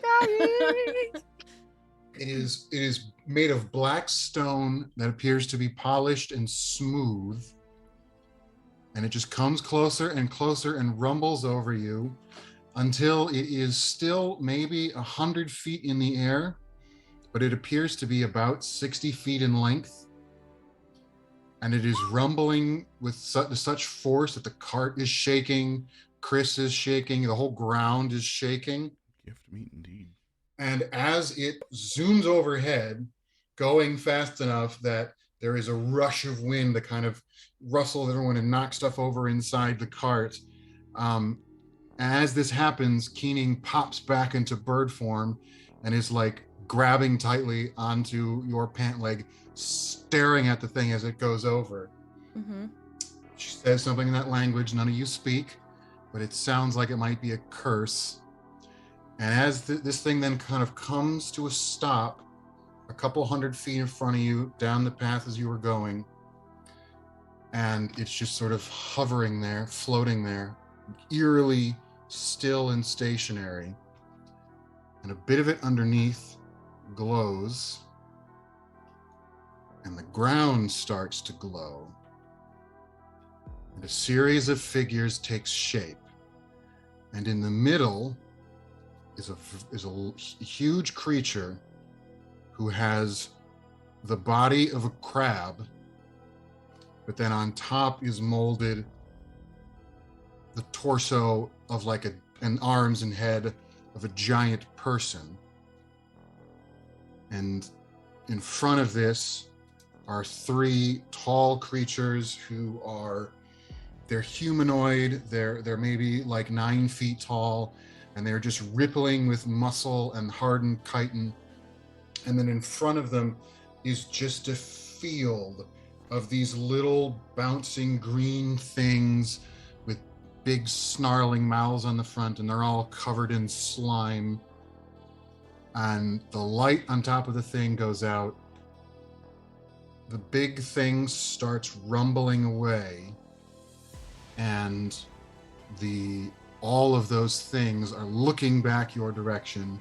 The big crab one raises a huge pincer claw and snaps it, and lets out a big bellowing shriek.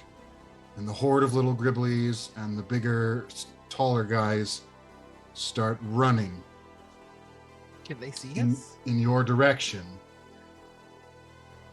And that is where this session ends. Fuck.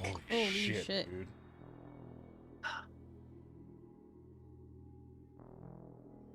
Well, I got us out of a dragon fight, so fuck everybody.